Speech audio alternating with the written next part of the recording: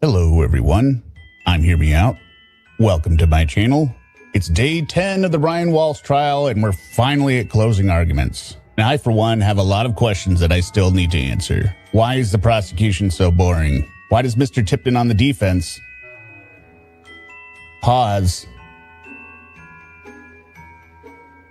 so much? And why can't they figure out how to use microphones? Anyway, the defense is going to try and say there is no proof of premeditation. There's no evidence there was even a killing. And the prosecution is going to try and say, oh, it was 100% premeditated. And this was obviously a murder. Can the prosecution finally pull something together to make a coherent argument? Can the defense stop pausing? Can the defense use microphones? We'll find out all the answers here today. But before that, don't forget to hit subscribe and hit the like button. There are playlists in the descriptions of this video for all the different morons we cover here. And the library is ever expanding. Thank you to everyone who's here with us live, enduring this trial. And thank you to the replay crew as well. And with that said, let's go.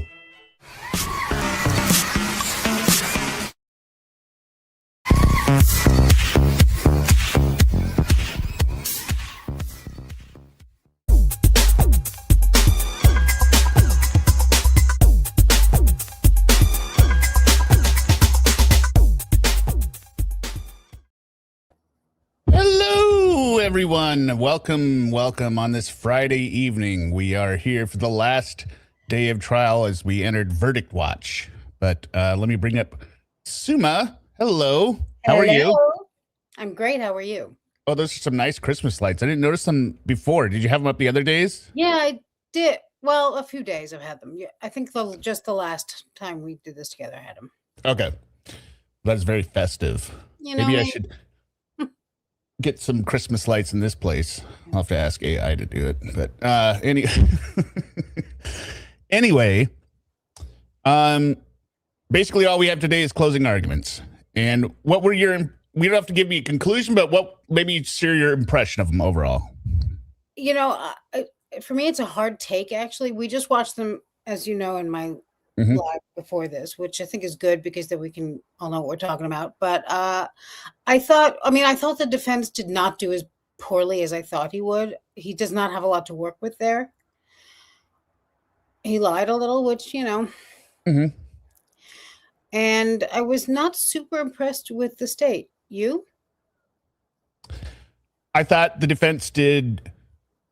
I didn't ever doubt the defense would be bad or doubt that they wouldn't be good because he's a capable lawyer, right?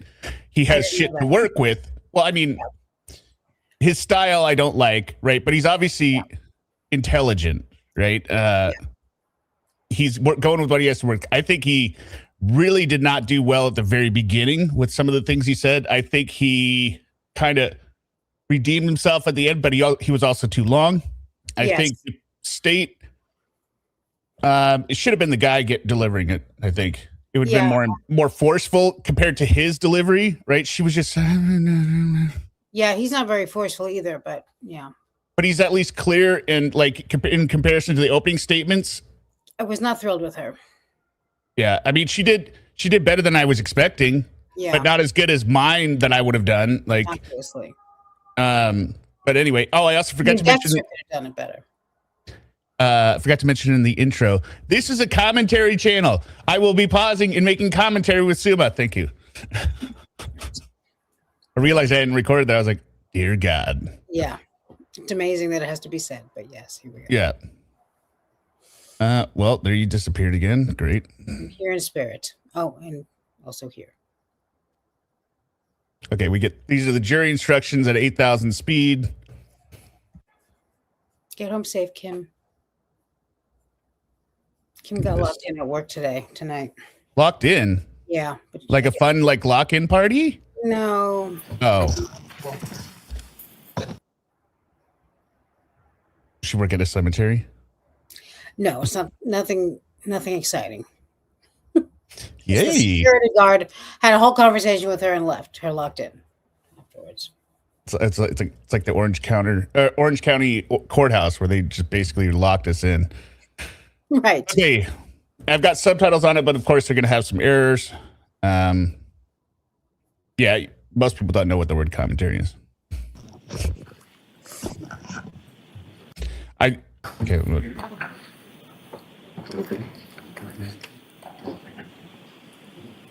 What could happen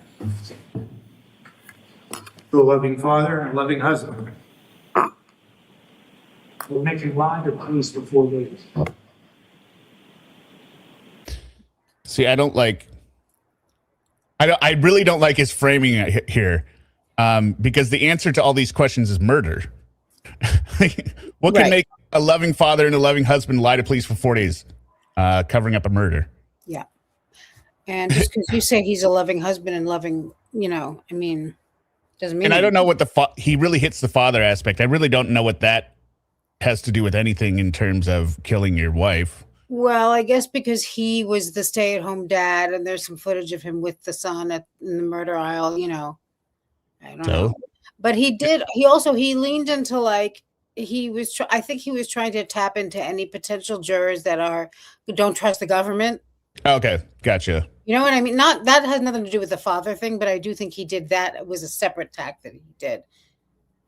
Compass Realty Hitman. He loved her to pieces. Nah. Wah wah.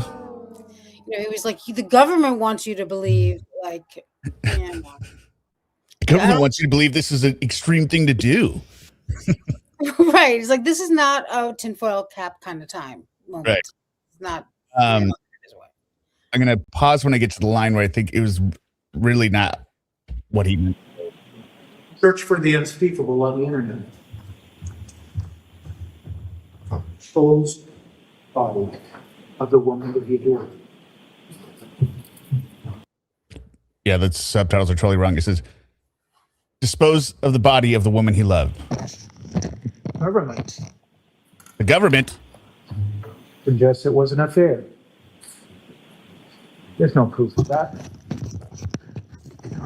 There's no proof that Brian Walshe knew anything about an affair between the woman he loved and William Kist. I don't know if he said the woman he kissed, but Money?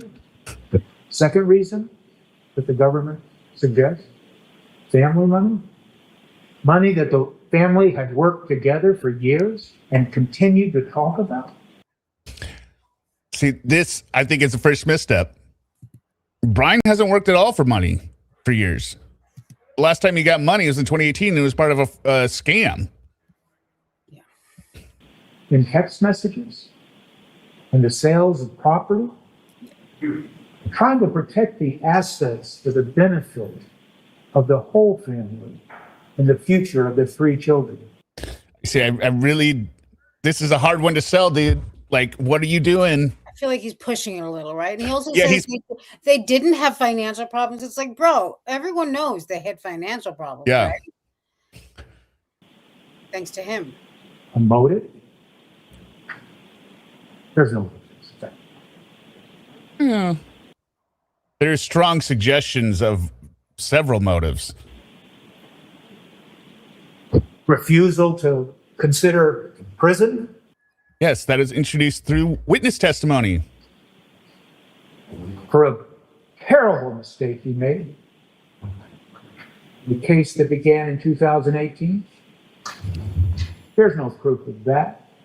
That he was afraid to go to prison. Who wants to go to prison? But prison was always on the table. Right, and he was delaying it, which is what Anna was pissed about. Why don't you go and take care of your responsibility? Serve your sentence. And he wasn't doing it. That's evidence. That's on the record. And it was just something that he had to face up to, and something that he did. And he wasn't. See, this is where I'm saying I don't think this is a great opening. So, what would cause a loving husband and a loving father to do the things that you heard about in this case? Could it be something that was sudden, something that was unexpected, something that was unbelievable, something that only... See, when he said something sudden, we're going to back that up 1 second. And this isn't sped up at all. We're going to endure his cadence. Something that was unexpected, something that was unbelievable,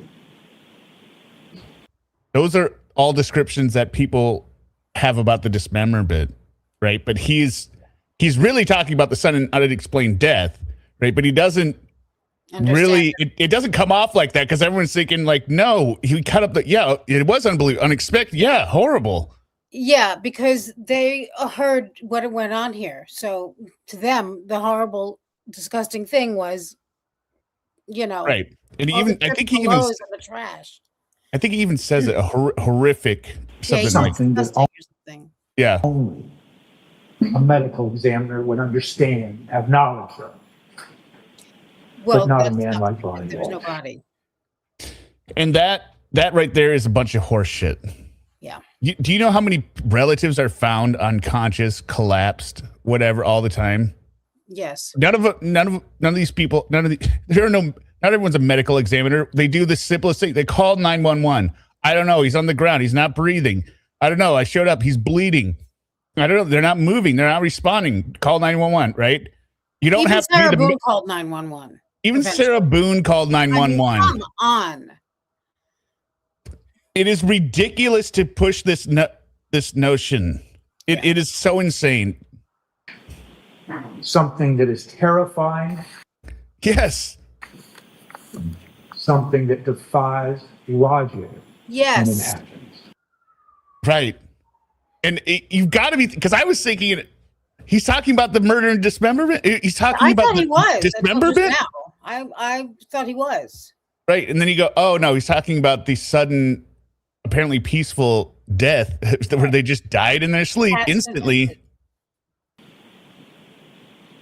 How do we know that Mr. Walshe was a loving father and a loving husband? We know from much of the testimony of Jim Motlow. We know from simple testimony from Julie Basler from KinderCare.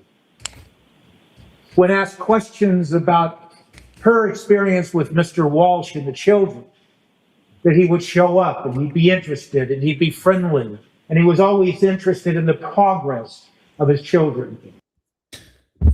I was thinking this the other night. Everywhere he goes, people are like, yeah, he hangs out and talks, right? Because he has literally nothing to do, no life. So he just goes there and he's like, well, I can be out of the house right now. This is why I got my 2.5 hour block. So I can talk to some people and do something. Classic con artist also. Can I do anything but go back home, please? And you're just talking the teacher's ear off. You're talking the liquor store ear off. Yeah, he likes to hear himself talk. I mean, it seems like he was a relatively affable guy, but I don't know. Yeah, he it's probably hard could to imagine with when you look at his face. Yeah, I don't know. And how do we know he was a good father? What does this have to do with jack shit? Because Anna Walshe trusted him with their 3 children. Anna Walshe, I think we can say confidently, did not have a great taste. Mm-hmm. Not great judgment. And I don't think that a great father would find the mother dead and chop her up into little pieces. That's just me. Mm-hmm. 24 hours a day, 7 days a week. For all those times she was up. I thought she just said he dropped him off at KinderCare, so it wasn't 24 hours a day. In Washington, D.C.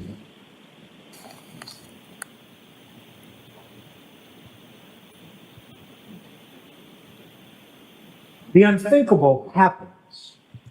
It happens in a variety of ways. Again, the only thing that unthinkable links to in this case is cutting up her body. The murder is more thinkable than the dismemberment, right? Yeah. He keeps saying the unthinkable. This is where I'm saying he did not get off to a great start because he needed to establish that, finds her dead. But he can't say that because he never testified. Yeah. In the Commonwealth.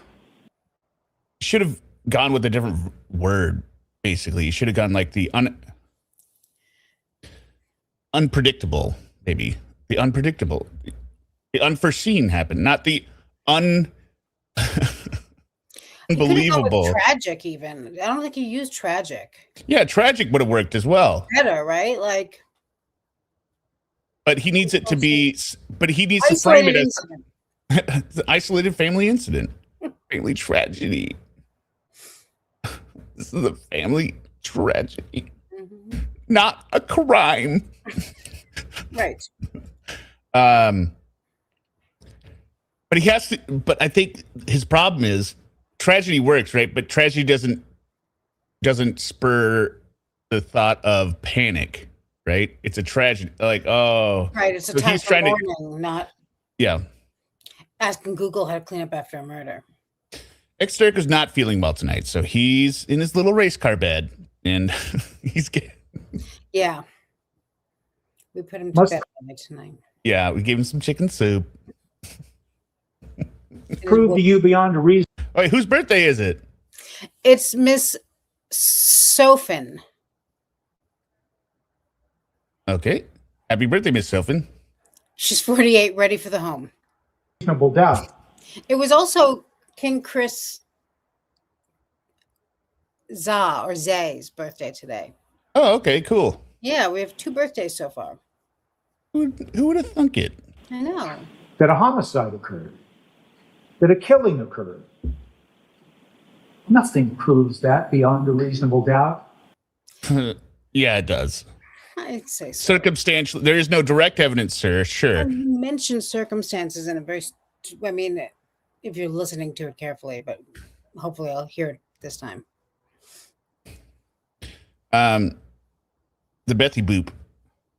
The defense talks about affair, but ends with Anna and Brian were in love. Yeah, both can be true. Yeah. That's right.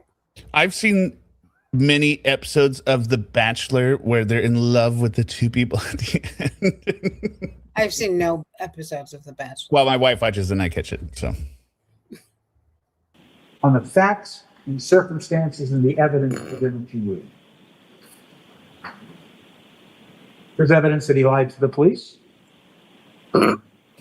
There's evidence that he searched the internet. Oh, yeah. There's evidence that he disposed of a body. But there is no proof in all of the evidence that you have heard and been presented that he ever once thought about harming the woman he loved. Well, we have no proof of his that he's searching harmful things between the 25th and the 31st. We don't know about before the 25th. Right, because these, but don't, so I think from what I understand, can they decide between first and second degree? Yeah.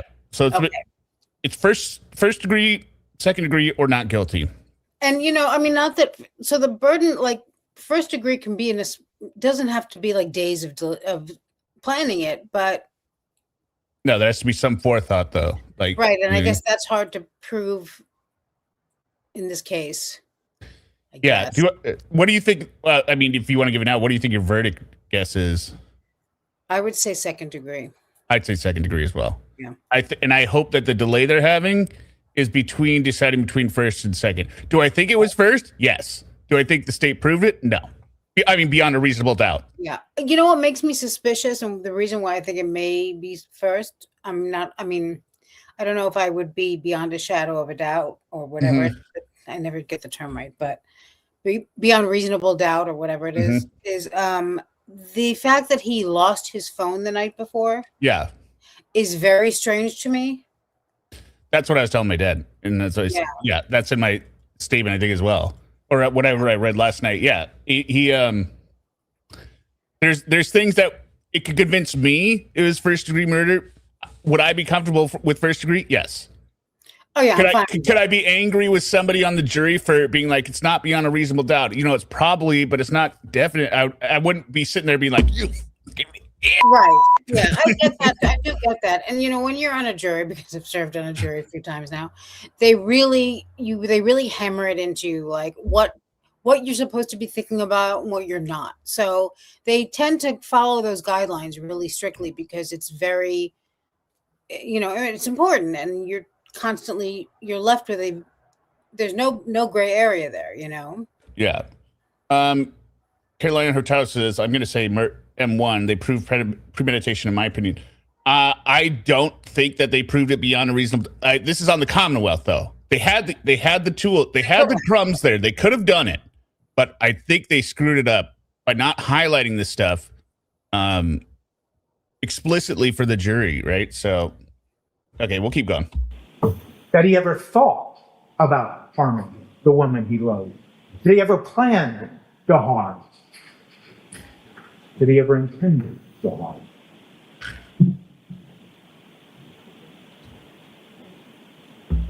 So, because I could just as easily see a scenario where he was planning on killing her, but in a totally different way, and then his hand got pressed on that night, and then he, circumstances sped up, and he's like, "Oh shit, I killed her tonight," right? Versus some long game plan he was having of, maybe he was planning on poisoning her. Poisoning her, all this kind of stuff. I definitely think he wanted to kill her because he knew about the divorce, but I don't.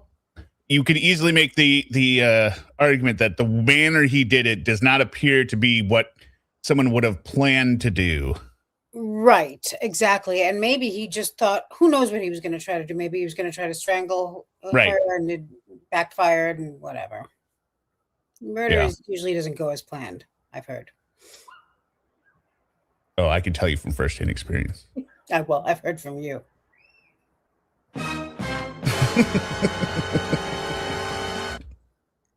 When we talk about the evidence of the affair, when we talk about evidence of financial concerns, when we talk about evidence of being ready to go to prison, those are the motives that the Commonwealth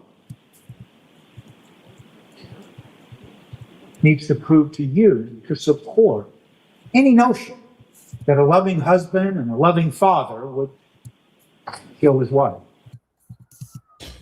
For one, I believe the jury question was about premeditation, so they would make sense about first degree versus second degree. No, the question they had was they wanted to know about the picture where she was on with the rug, which I think is them deciding was she stabbed up there? Was there blood up there? Let's put it this way.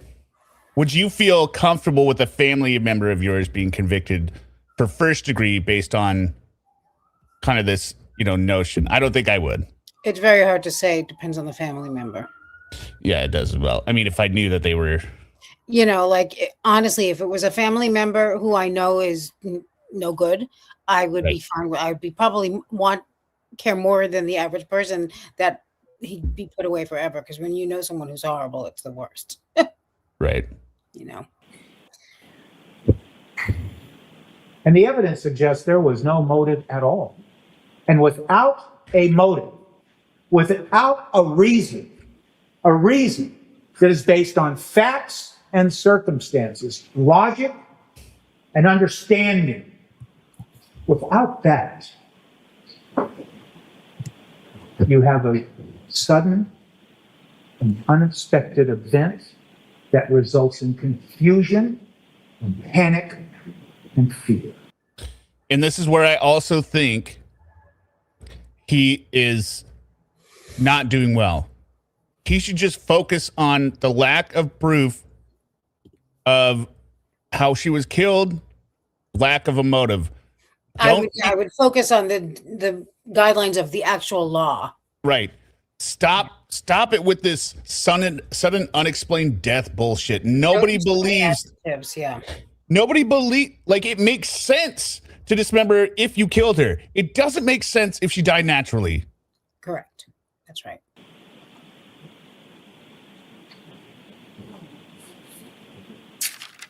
It just sounds like legal spin. That are so troubling and horrific that you've heard evidence about. They may be argued that they show consciousness of guilt. But people do things, terrible things sometimes, not out of guilt, but out of fear, out of disbelief, out of confusion.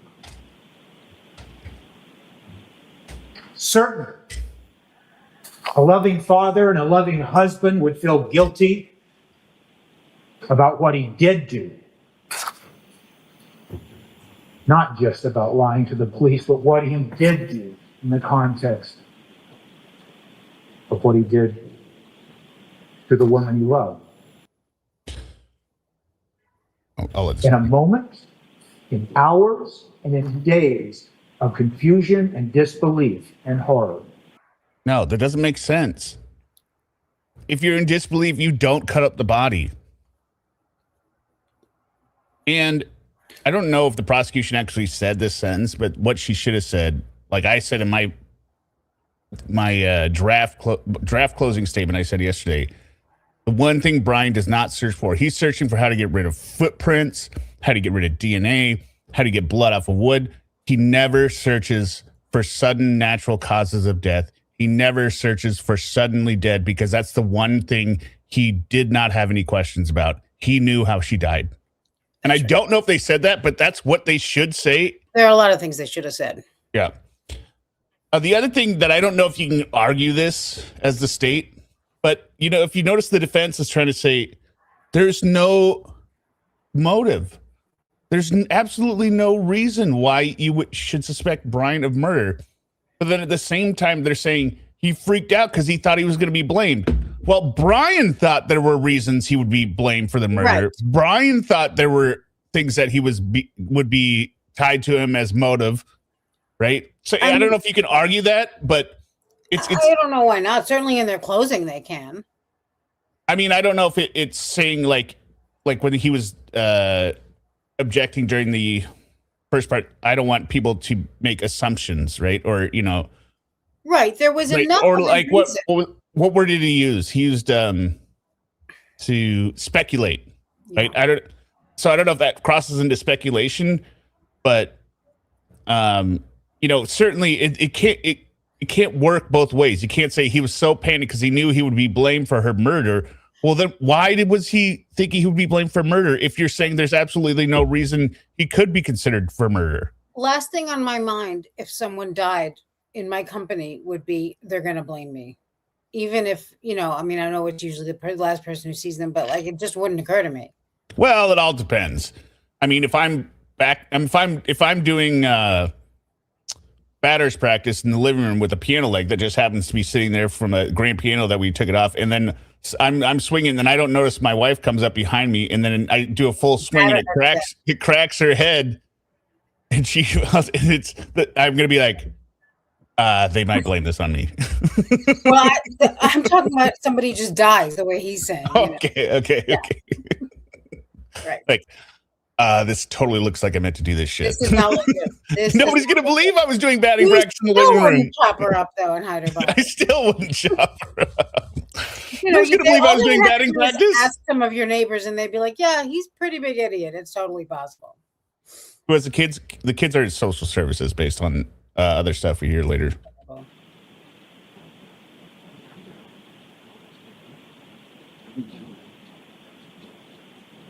But that feeling of guilt had nothing to do with the killing, because he never killed Nina Walshe.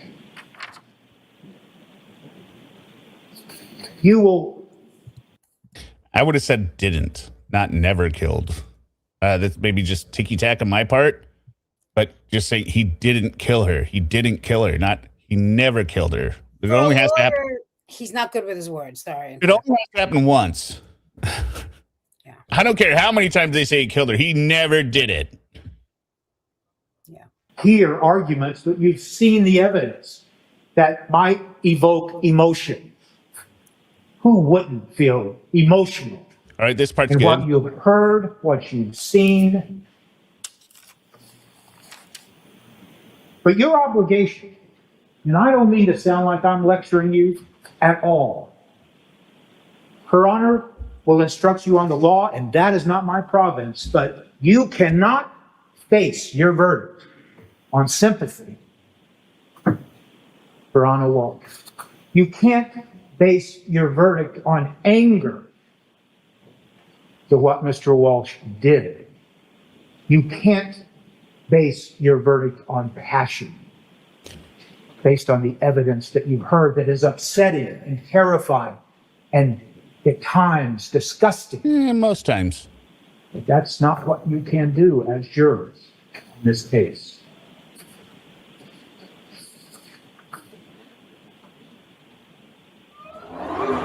At the beginning of this case, when you were sworn as jurors, you might not recall it, but the clerk of this court read you some words.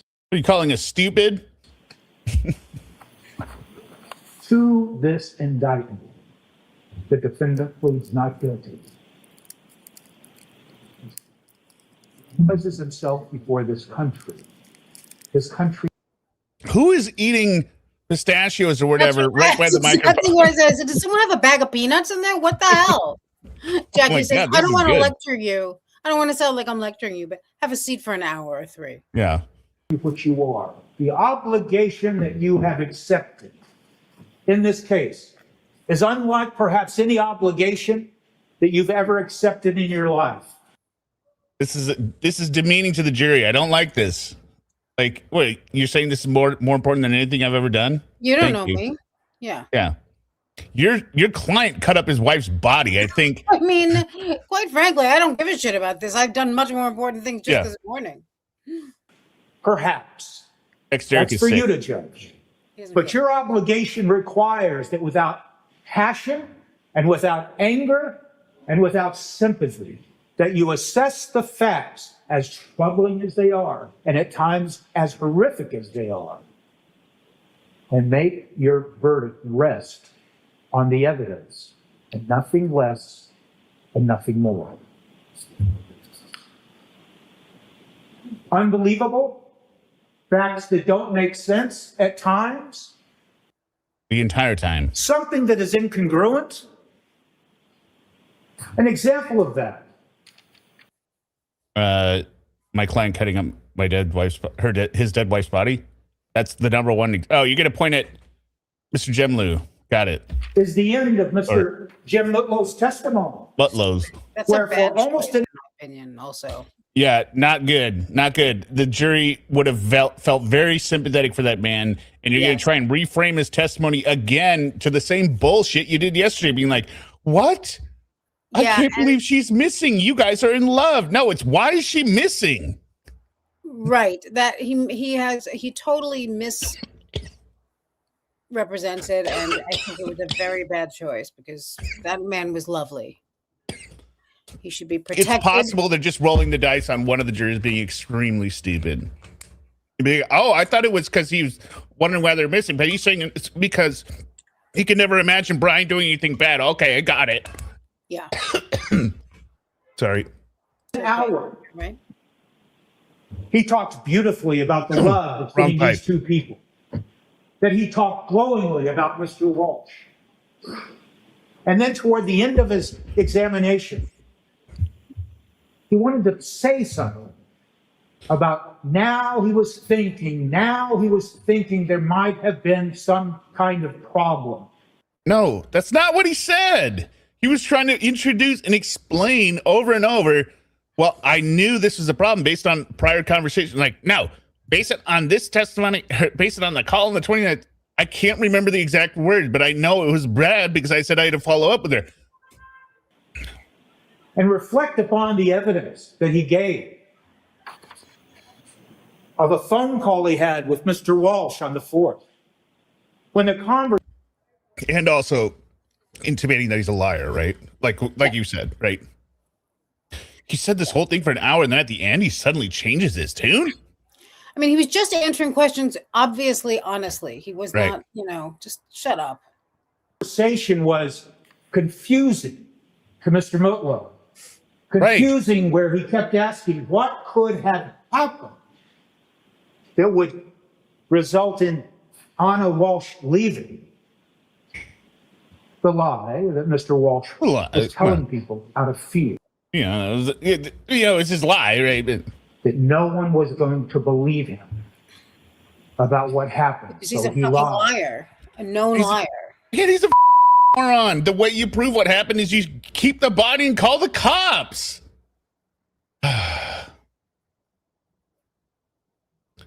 This is so stupid. The people that get blamed for it are when they call the cops because they've murdered somebody and they don't think they're going to get caught. They're like, oh, you didn't check it for cyanide, did you? Oh, shit.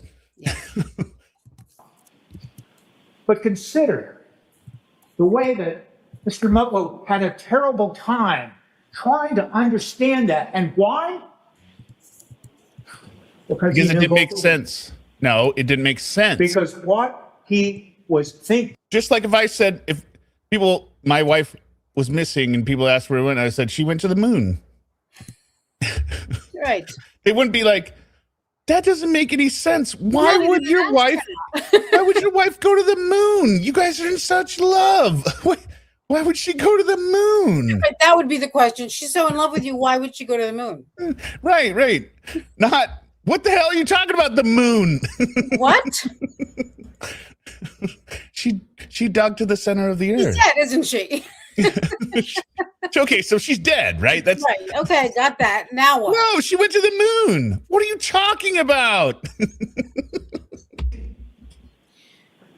Why would Anna Walshe leave?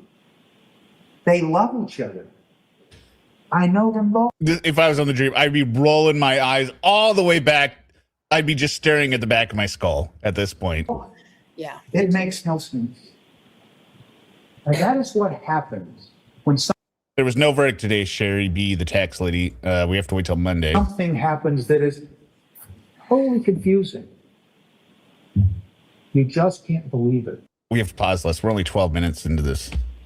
And you it's not even 12 minutes because it started with the jury instructions. That's usually when you start pausing even more. You yearn for answers. Pause for $1.99 Honeymooners Marathon. Thank you very much for the donation. Okay, I will stop talking. But I also want to point out, this is what you could have endured for 10 days. This guy talking like this. I sped it up and cut out all his pauses. This is the original bullshit here. You're a better man than I am. If I had Jem's Insta thumbnail is of him and Anna. Oh, Jem's Insta of Jem and Anna. Right? Yeah, okay, makes sense. Because she had a crush on him. I think that they were just friends. I think so too. Make sense of something. And when something sudden and unexpected happens, I don't know, Jackie Anderson. I've been reading subreddit or the Reddits. Don't do that, and that's ridiculous anyway. Tragic. I think that if I were married to Brian Walshe, I would have a crush on literally everyone. Anyone. Wow, you're successful. I mean, do you notice the men she has a crush on? They're all successful. They have their own more business. Successful than Brian, but again, anyone. Right, but they're like they're not like sitting there staring like. Every inappropriate time. Yeah. Your ability. Okay, Meowfie, I'll try. When it's such a dynamic, such a. Oh, he swore? No. Da Vinci thinks he did. When it's a dynamic. Something tragic. Your ability to come to terms with it when it's such a dynamic and such a tragedy. You change. That's the thing, though. It only took him like a couple hours to get over the shock and start saying, how do you get DNA off of a knife? Which doesn't make sense. You change.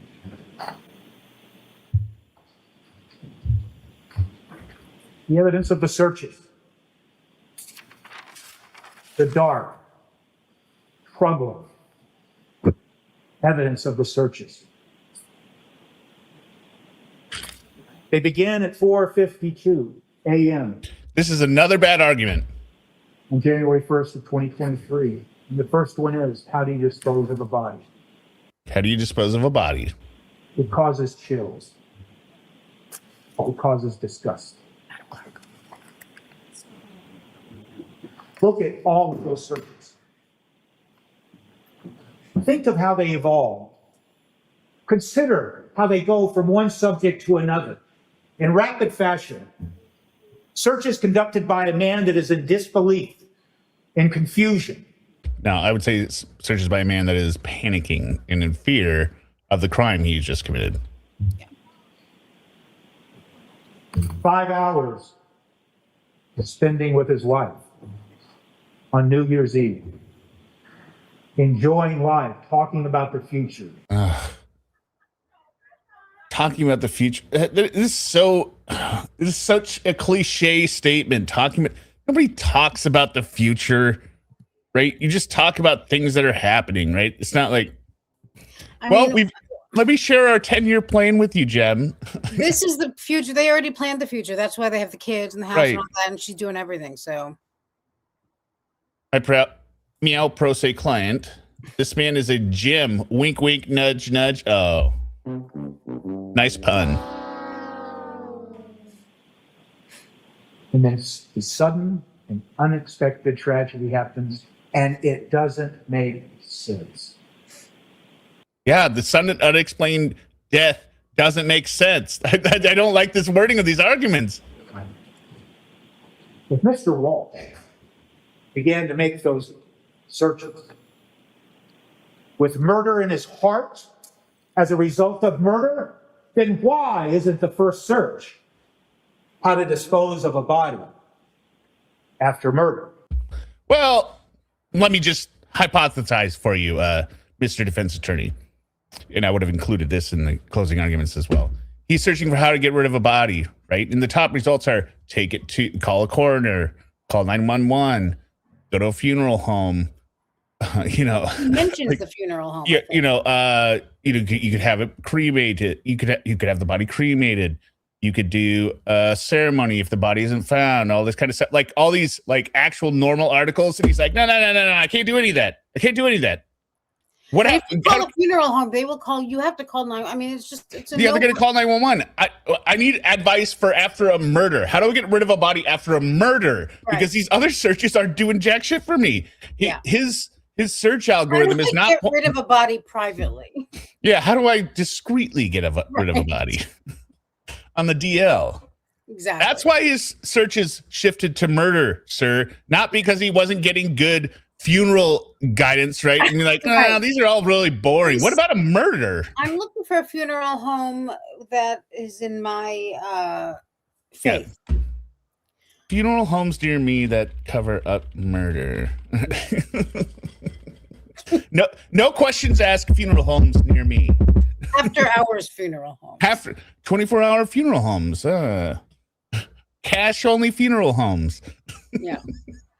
Because that's the search that occurred 6 hours later. Right. Because he was getting bullshit results.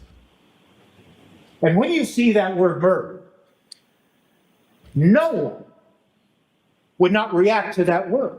Right, which is why I didn't use it in the first place. And certainly as jurors in this matter, you're expected to react in a way to that. What does that mean? Murder? Does that mean that he in fact murdered his wife? Yes. But think about it Pretend, Judge. Damn it, I was just typing cash only funeral home.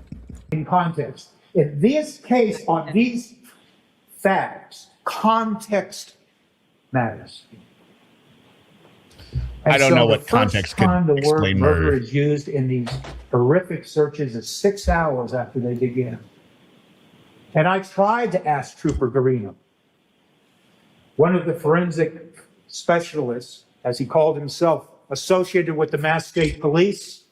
I tried to ask him, well, it's only logical, isn't it?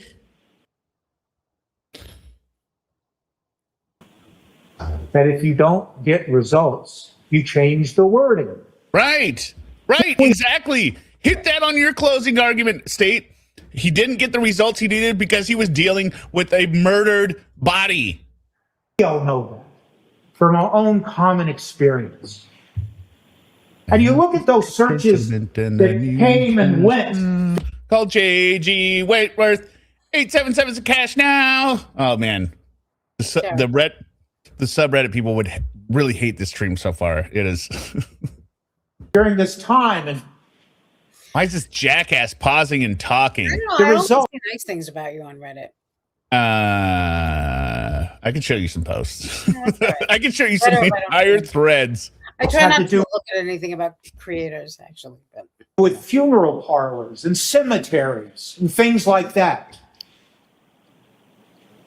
But Mr. Walsh, given the tragedy that you occurred go. to his wife, and given the time that had passed and his fear and disbelief, he couldn't call a funeral parlor. You need to try to. Yeah, you probably still could. You could. It's easier. You know what? It is easier to lie about, like, hey, what if it's like he said 6 hours later, right? So it's 10 a.m. We That's slept not in so late. long. We slept in late. It was New Year's Day. The kids didn't have to go to school. I woke up and she was dead. wouldn't stop Sarah Boone.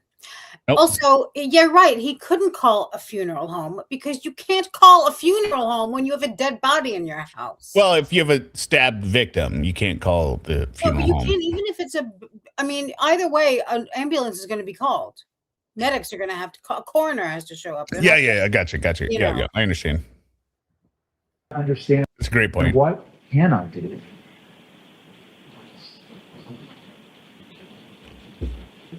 I mean, otherwise, they Then would, the searches become. you can just call the funeral home and be like, no questions asked.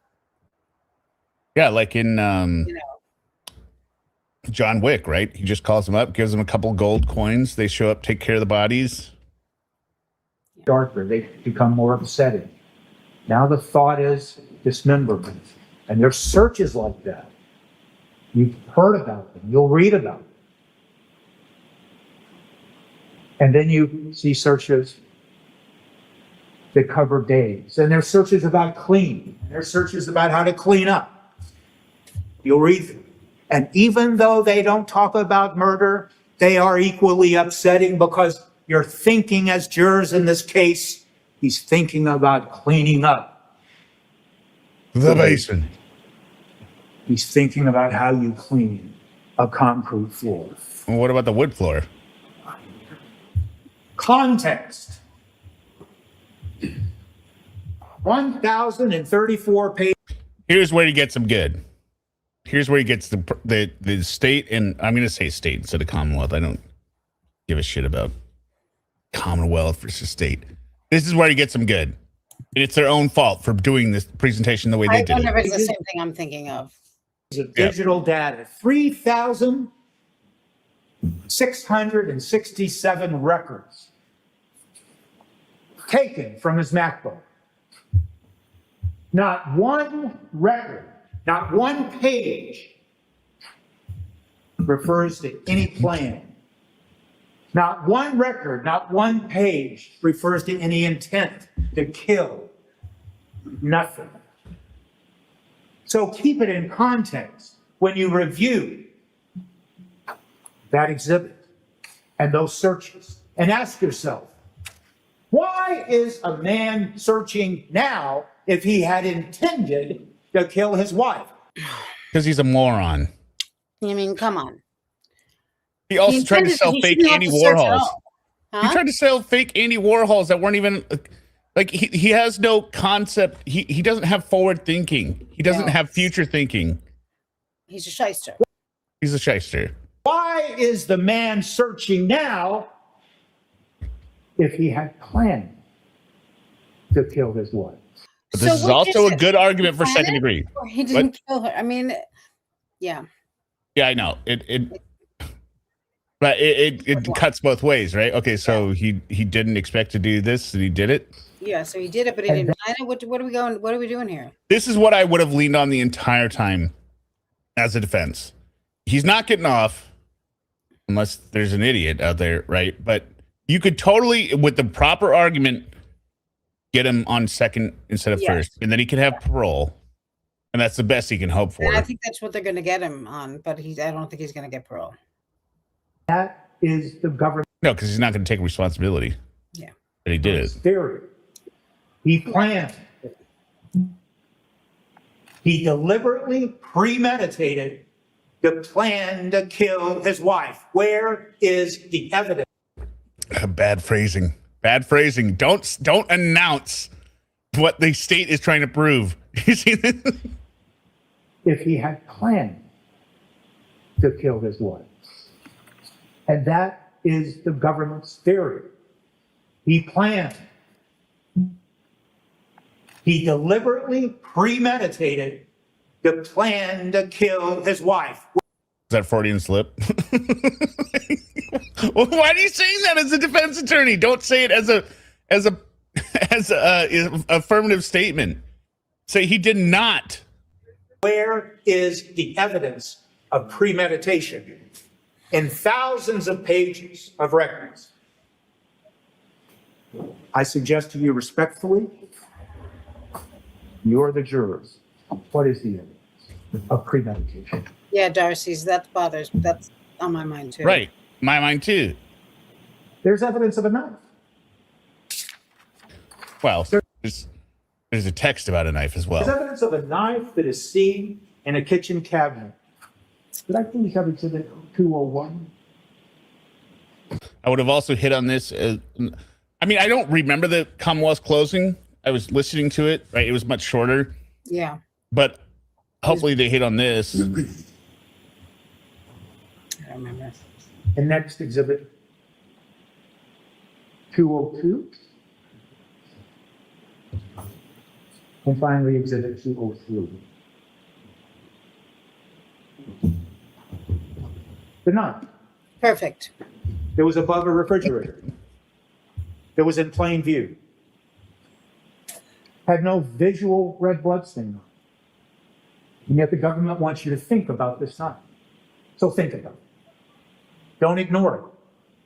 Do not This is a bold strategy. refuse to consider it. Of course you will, but think about it. In a cabinet above a refrigerator. And they first test it with some screening test. That doesn't prove that it has even blood on it. And they take it, and they should. And then, what happens is everybody loses interest of the knife. Everybody, the Mass State Police, the crime lab. There's no further testing of this knife. And ask yourself, if that knife is to be considered a weapon used, then why is it in that cabinet? You have heard evidence of bags and bags being thrown in dumpsters over a period of days. The government wants you to think that Mr. Walshe killed his wife and perhaps used this knife. Then why was it sitting in a cabinet days later in open view for the police? I have a theory. Do you have a theory? No, I just think it's weird that he says the government. I think I know what he's doing. Maybe it's a Massachusetts thing or something. Maybe. I don't know. Here's my theory.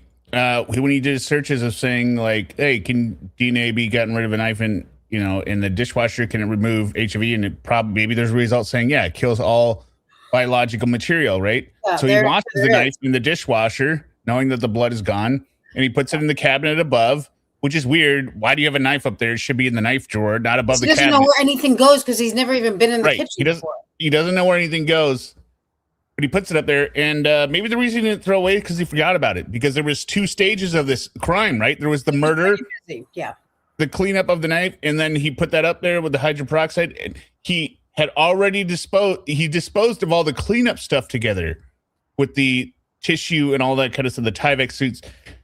I'm sure he overlooked. He's like, oh shit, the knife up there, right? But oh hey, there wasn't any DNA on it. Never mind that this knife is next to the taco shells above the fridge. Right. And I mean, he doesn't if you're that way or you're doing a lot of things and you know that you're going to forget that, I do it like in the moment, but I don't think he's ever done anything before, really. No, he's never had to do a physical plan, put a plan together to clean anything or do anything. And the dishwasher has right on it a cycle that is sanitizing. Sanitizer, yep. Don't do just maybe wing it for a second without all the searches, you idiot. Quick question. All of my clips of him like this are this speed with the pauses. Would people prefer that I regenerate one with a little bit of speed up, like 125%, or the pauses cut out? What would you like? Or do you want to keep going at this speed? Oh, the speed of his speeching? Yeah, the speed and the pauses. No, I mean the pauses. Like I can cut out the pauses. It doesn't bother me. Okay. What logic is that? And there is no proof that it had one piece of biological evidence on it tied to any killing or any harm. And they simply lost interest in it. Did they? Because they presented it as evidence. You can take it down now.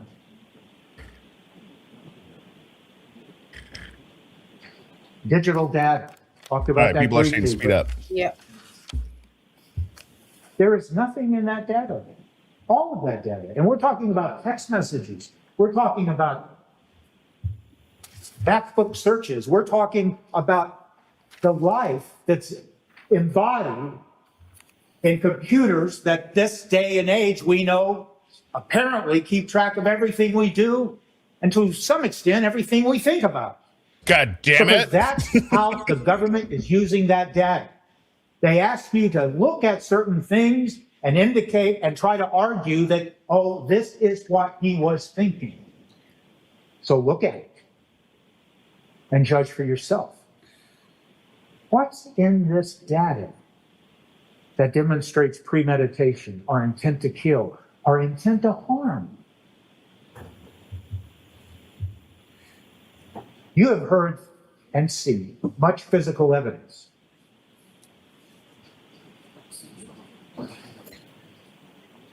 You've seen pictures of gray slippers with blood on them. Oh God, don't remind You've me. seen pictures of all kinds of physical evidence. And if the argument is made by the government, something about a dark gray slipper with blood on it indicates that a murder happened because, listen to the argument, of course you will. But a theory, an opinion, does not make it true. No. If it fits with the evidence. And to suggest something like, the evidence shows that Mr. Walshe went and bought a Tyvek suit, and maybe there's just not enough blood on the Tyvek suit to satisfy the Commonwealth. I don't understand that either. What are you talking about? And Well, so he's- they suggest that some What? He's just trying to make it sound like they manipulated the information and made, Oh, okay. killing happened. And that's why there's so much blood on that slipper and those slippers and all that other evidence. But ask yourself, what do I know about that evidence now from what we heard? Every piece of evidence. Agreed, Darcy. Darcy says, this is the first trial I've watched where I thought there was really good defense attorney, really good prosecution, and excellent judge. I'm going to disagree. The prosecution sucked on this one. They were an average grade. I would have done things way differently than them. Yeah. They weren't aggressive enough, I think. They thought they were going to have a case to go against, right? I bet they were scrambling to write the closing arguments. They're like, oh, God, we got to write these already? Yeah. Was put into a bag, but then was put into a compactor eventually and was pressed together and then found. And you will see all of this evidence of when they pulled it out of dumpsters and unloaded the bags, and they first put it on damp ground without any paper below it, without any tarp below it. Damp ground? Are you kidding me? Is this amateur hour? And you heard from no less than 3 witnesses. Mr. Gould from the Mass State Police Crime Lab, Mr. Sheehan from the Mass State Police Crime Lab, and Ms. Celine from the DNA unit. They all consistently said cross-contamination or transfer. They used different terms, but they all agreed. So the evidence, the physical aspect of the evidence, the thing you see in the photographs, the thing you see now, if you open up one of the bags and take things out, is not representative, or may not be representative of how it looked before. And you must consider that. So when the government makes an argument based on the state of the physical evidence as it appears now, ask yourself, maybe that makes sense, but maybe there's another way of thinking about it. And why is that important to your deliberations? Because you are allowed to rely on what's called circumstantial evidence. You're allowed to rely on inferences. And Her Honor will Yeah, okay. I will say they weren't incompetent, the prosecution, but they were not. They were not taking it seriously like they needed to be. Like in They terms weren't of demonstrative, they thought they had like another 2 quarters left, right? I mean, right. They shouldn't have done. That's the problem. That's how Casey Anthony happens. yes, exactly. And that's why I was saying, like, why are you not reading out what is on every receipt? Why are you not reading out there's a hatchet? Okay, can you tell me there's a hacksaw here? Okay, was there a call to 911? There wasn't. Plant those seeds in the jury's mind so they're already thinking it before you get into your closing, because they're going to remember this stuff when he's up here saying, this is a tragedy. This is, doesn't make any sense. No, they're going to be like, wait a minute. Nobody didn't call 911. He bought a hacksaw and a hammer and a hatchet. Mention those itemized lists, and in your closing, go through those itemized lists and say, when was the last time you went on this shopping trip? Yeah. Yes, exactly. Now, unfortunately, they're not allowed to say stuff like, what would you do? Right. But, there are ways of saying it without. Gen X Gamer Girl, $5. When you have the facts, pound the facts. When you have the law, pound the law. If you have nothing, pound the table. He is pounding the table. I think he's pounding the table well, though, for circumstantial or for no premeditation, because the state didn't establish it. Well, they didn't even tie in after the probation officer, when she was testifying, they didn't even connect it. Like, so if Brian were claiming to have had a reservation for the day of New Year's Day in the evening, it hadn't been approved, correct? Yes. Okay. So, what would happen in that case? And then, she would say, well, we'd find out. And then, of all this kind of stuff, like what would happen? Like, it wouldn't just be like, he slid under the radar. Like, are you going to find out about it? Like that kind of stuff. Instruct you on that. I will not. But whatever reason and basis you have for making your choice and determining your decision must be reasonable. And if you, as jurors, talking amongst yourselves, find that some of your fellow jurors say, well, I think maybe it means this, and I believe this. Hung jury, that's what we're going for here. And your other fellow jurors say, I think this, and I believe this. You'll all consider it. But if you don't agree, then you have to ask yourself, is that inference reasonable? Is that circumstantial evidence built upon inference? Is that reasonable? And can I use that? And should I use that to try to reach a verdict under a standard of reasonable doubt or moral certainty? Actually, this might be the first trial where I believe something happened, but I believe that the conviction wouldn't necessarily be beyond reasonable doubt, right? But I mean, you get the lawyer, that was all like, well, I don't know if they reached intent in Daryl Brooks. I'm like, oh, come on. They did 100% reason. Don't get me started on him. But I mean, this might be the actual first one where I'm like, yeah, the defense did enough of a job and the state sucked so much. They didn't prove it, even though I think it was first-degree murder. But well, I don't know. I mean, I don't know if he premeditated it. Yeah, I think he definitely was. He just maybe didn't have the plan worked out, but he was thinking about killing her. Oh, for sure. I mean, he's a criminal. Right? Criminal thinking. He's stealing pencils, stealing pens.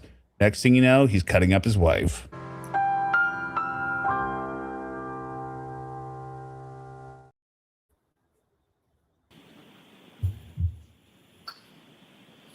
What is the evidence that something violent happened in this house?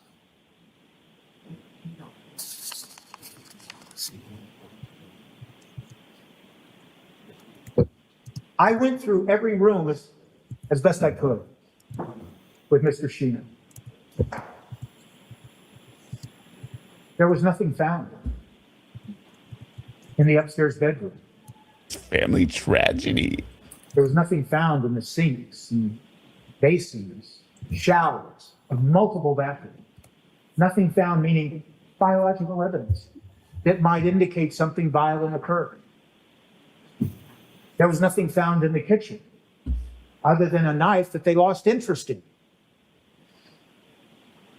There was nothing found in the living room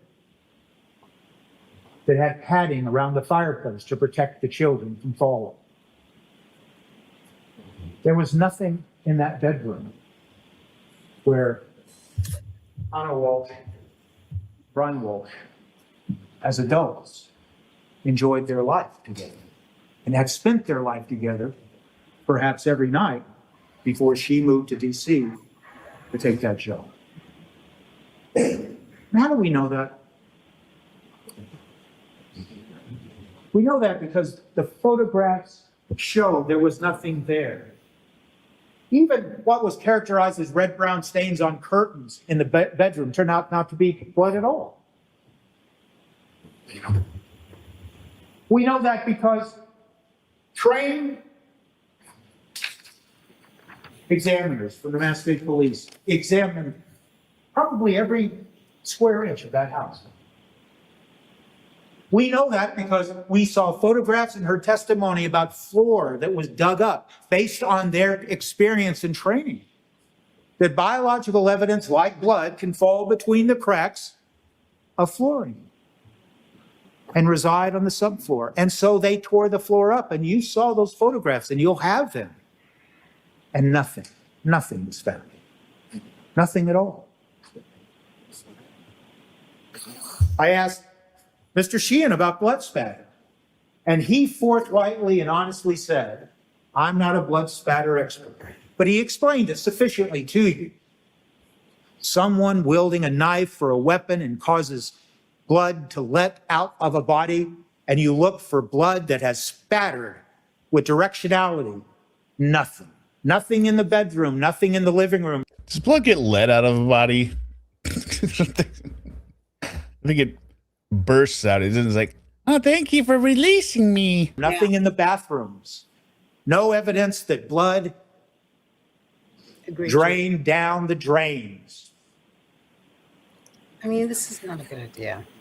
Could I have Exhibit 217, please? I mean, we know she was dismembered. So what is this? Yeah. Like, it's like he's oscillating between, like, you can't even prove she was cut up. You can't prove she was murdered. Oh, and also you didn't have motive, and you can't prove it was premeditated. Pick a lane, dude. Didn't he have any injuries on him? Yeah, cut his thumb. Right. Okay. Just checking. With the knife that, yeah. Why is the government focusing on the knife? About the Serotek Hem test that checks for hemoglobin, for blood. That test, he agreed, can detect blood at the sensitivity of 20 nanograms per milliliter. 20 nanograms. A nanogram, as he agreed, 1/1000th of a gram.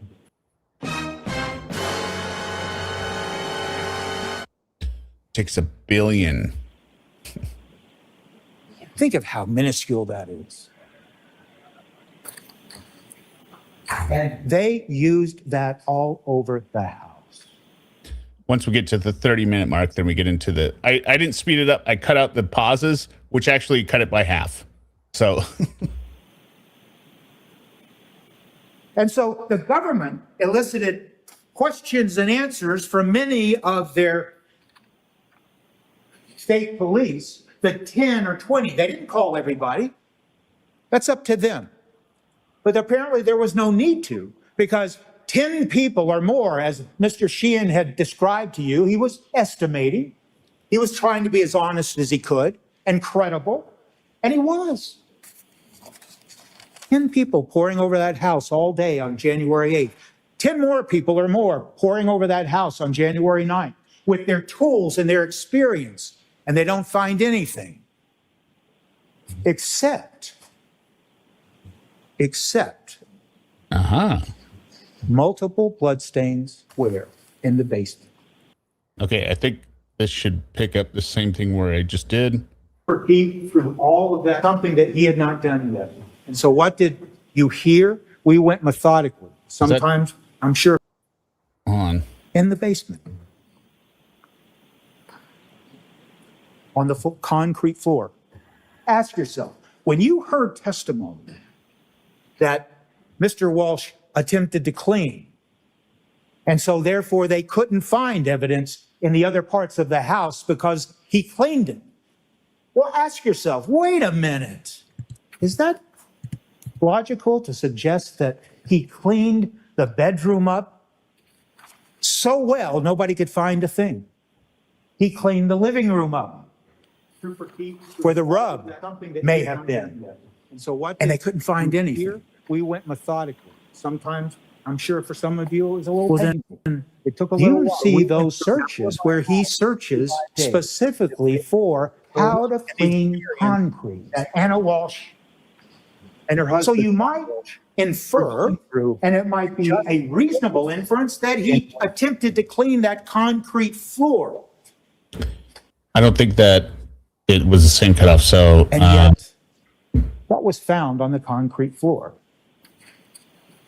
Multiple red-brown stains that turned out to be blood, and in some instances, we can all agree, based on the testimony of Ms. Sling, the profile of those blood drops matched the profile of Anna Walsh after blood. So to suggest in the text, and then they check investments, talking about Mr. Walsh did everything he could to clean the basement concrete floor with hydrogen peroxide and mops and cleaning fluids. Sometimes, I'm sure, only to have blood found on the floor.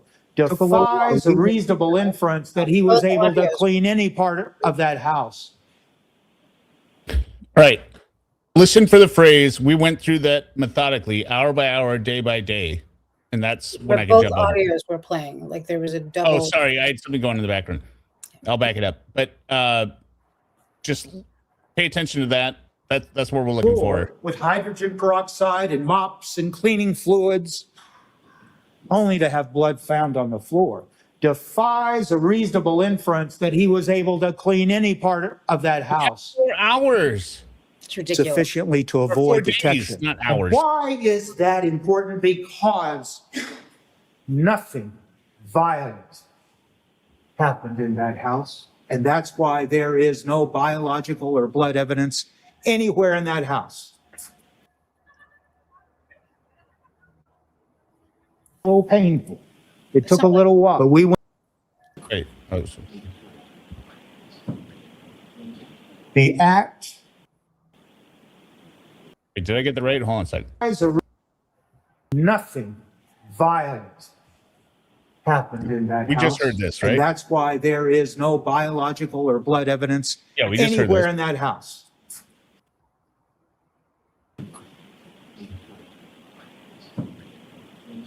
The act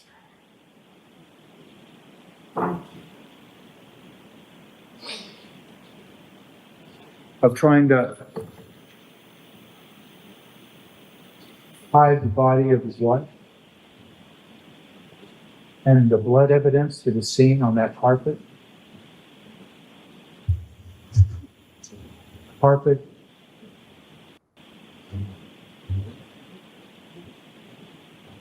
That's what happened. There's no blood in the living room. The inference might be that the carpet was taken downstairs. Because you can look at those pictures. You can look at the physical pieces of carpet. And you should. But there is no evidence of any killing that happened. And there's no evidence that anything was done before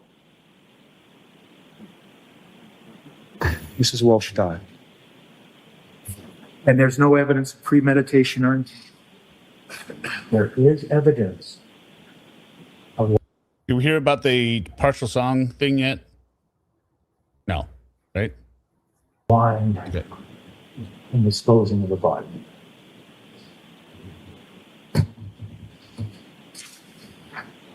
You can take anything on this one.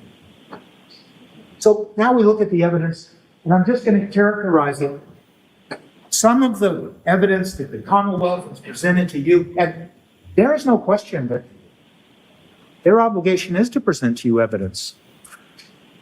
But I just ask you to think about, in some cases, how that evidence was presented to you.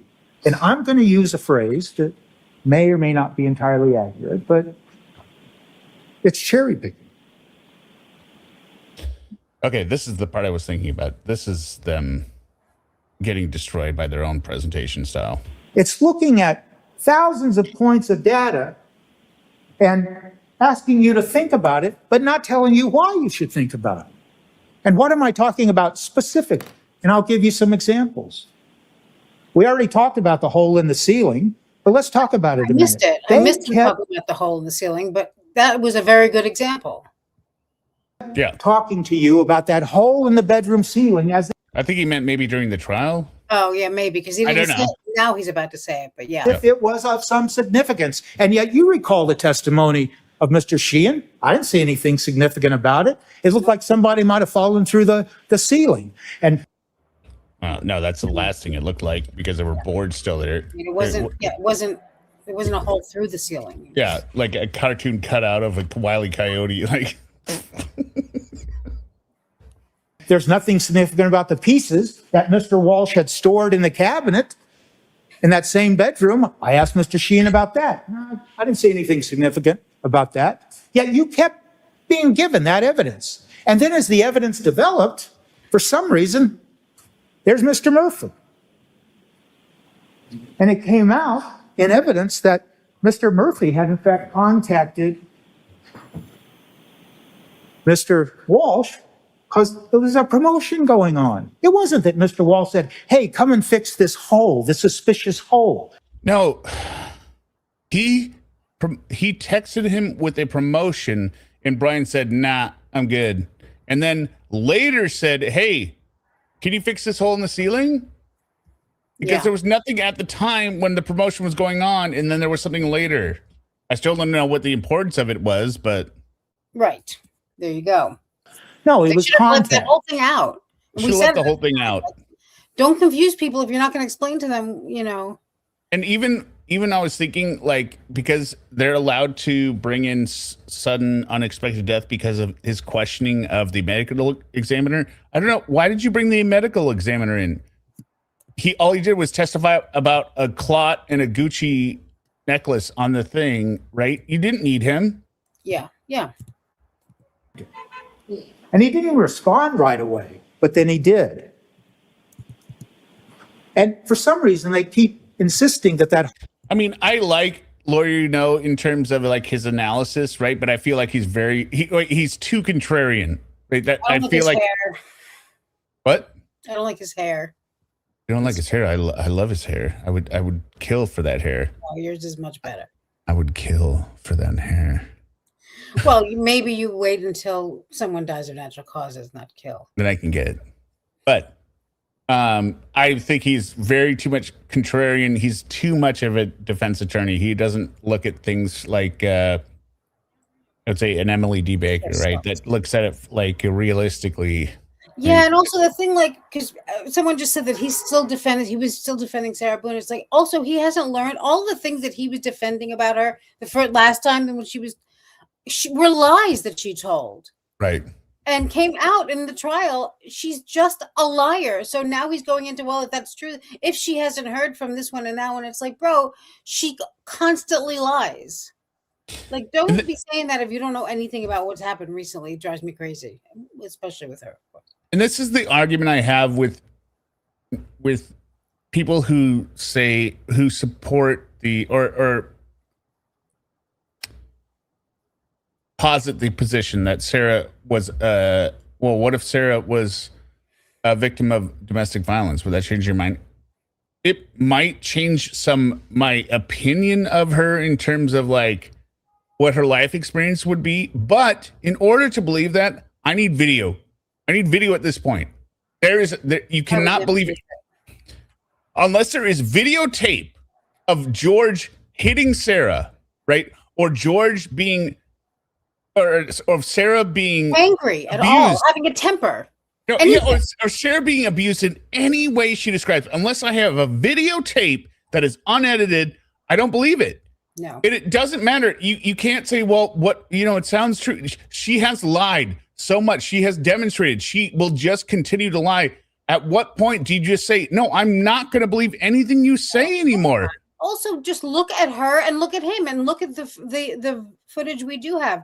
He's never angry. He's never abusive. She can abuse him. He does not. He's cowering in the corner. I mean, it's so, and we just knowing her is enough. I mean, she's a monster. Right. So it's more than an absence of the evidence. Yes. To the contrary, we have direct evidence that Sarah lies about everything. She says, y'all don't know me. We have seen the same Sarah on every video we have ever seen. Every time she opens her mouth, everything she writes, it is the same horrible person. And we see her misrepresent everything that she's done. She recorded her own murder and she won't admit that what she did. Yeah. Or not her own murder. Discovery. And then Cashman is like, I got the discovery back. There were her notes on it. Right. She does. Everything is a lie. Whether it's some kind of mental disorder or whatever, all we know is she lies and is abusive about everything in order to make herself look better. Yeah. That is the most rock solid evidence or conclusion you can come to in the history of humanity. Yeah. So why do you believe anything she says without video? Because at this point, sorry, Sarah, you need video proof. You need video. I'm not going to believe you. It's abusive. That's the video proof. We have a lot of it. Whole is of some significance, but they don't tell you why. They just give it to you. They do the same thing with the searches. Remember when Trooper Keefe was sitting right here? Oh, that's perfect. This is the cutover. Here we go. Trooper Keefe was. I was playing it in the background to find out where the cutover was, and I hear it was like remember when Trooper beep beep beep beep. And I was like, what is going on? I was like, oh, I just hit play at the exact right moment. Sitting right here, and he's asked to look through those thousands of, 250. So the pauses are cut out now. 50 pages of the search history from the iPhone Mini 13, the phone that belonged to Mr. Walsh, and he's asked to look. What? Now it sounds like the prison cult, Sarah Boone call. It says, do you see searches there to go to the MGM? Yes, I do. Nothing else. No Yeah, that is right. Why did you bring up the MGM? explanation why that. Why do you bring it up unless you context it with no searches for hospital, no searches for like. And they didn't bring up the things that they did have reason to. Like they didn't follow through on anything. Right. Why it's important to try to determine if a man committed premeditated murder. You're just throwing that pieces of evidence. They are just throwing it out. Why were you given? Why was Trooper Keefe asked to tell you about a partial song title? Great question. And when you go over that evidence, look through there if you choose to, and I will encourage you to do that. And you see song after song and movie title after movie title. Why is it that the government He'd be so much more effective if he spoke like this. throws that at you and says, think about this. For what reason? And then they present to you through Trooper Garino something about a porn movie. I'll just take this opportunity right now to apologize to each and every one for some of the questions I had. But it just didn't make sense that you would take that type of evidence and suggest that it has anything to do with determining whether someone committed deliberate, premeditated murder because there's a word in the title of a movie. And that's what I'm talking about, the quality of some of the evidence here thrown at you as if it means something, that it's significant. Hey, we got 113 people here and 71 likes. Let's get those likes up, people. Hello. And yet here you. Somebody was commenting on Reddit that they didn't appreciate how I played Lorne dancing and it seemed to be some kind of a hostage situation. I was like, well, it's a joke. Yes, people are so strange. Are being asked to determine it's not a hostage situation. All you have to do is get up and walk away. I don't understand. Yeah. Someone, Mr. Walsh, committed premeditated murder with a specific intent to kill the woman he loved. When we talk about premeditated murder, when we talk about planning, you have to ask yourself, did I hear evidence of the conduct of a man who premeditated, a man that had thought about a killing, a man that had planned? I mean, think about what you heard. And we're not going to repeat all those things I've already said, but I want you to focus on one other piece of evidence. I asked Detective Schmidt. How's the situation with Casey Tron? What's Casey Tron? I don't know. Bye, Margarita. I don't know where you're going. You went down to the basement on January 4th. You saw some bags down in the basement. Yes, I did. What did you think was in those bags? I thought they were pieces of rubber. My goodness. Does that tell you about the thinking process and the sloppy and the lack of any planning or careful thought that you would expect out of someone who had planned a murder? And then he lets a police officer walk down in the basement, and the police officer, based on his training and experience, uses, I think he said, his boot, and he felt it, and he said, felt like pieces of rubber to me. Rub, that is an evidence. It has blood. Think about all of that when you're thinking about, did this man, Mr. Walshe, did he plan anything? No. Well, no, Did he's an he idiot. intend to kill anybody? No. Did he kill Anna Walshe? No. The evidence does not support finding a premeditated murder with specific intent to kill based on the evidence, not based on sympathy, based on the evidence. Some other evidence that is troubling. Mr. Walshe talking to the police, and he says, I messenger, when asked about, and we was trying to explain it, things will come up on my phone that I thought were for me, but then it turns out they were for Anna.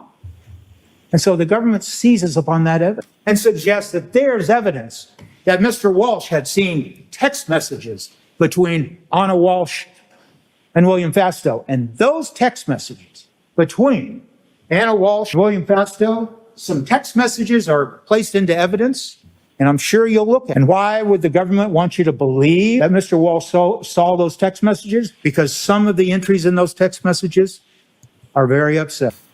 They may very well enrage a husband to read about what was going on in those text messages. So you'll look at it. But ask yourself, as you look at it. Maybe there's also another scenario, hypothetically. Let's say Anna went to bed and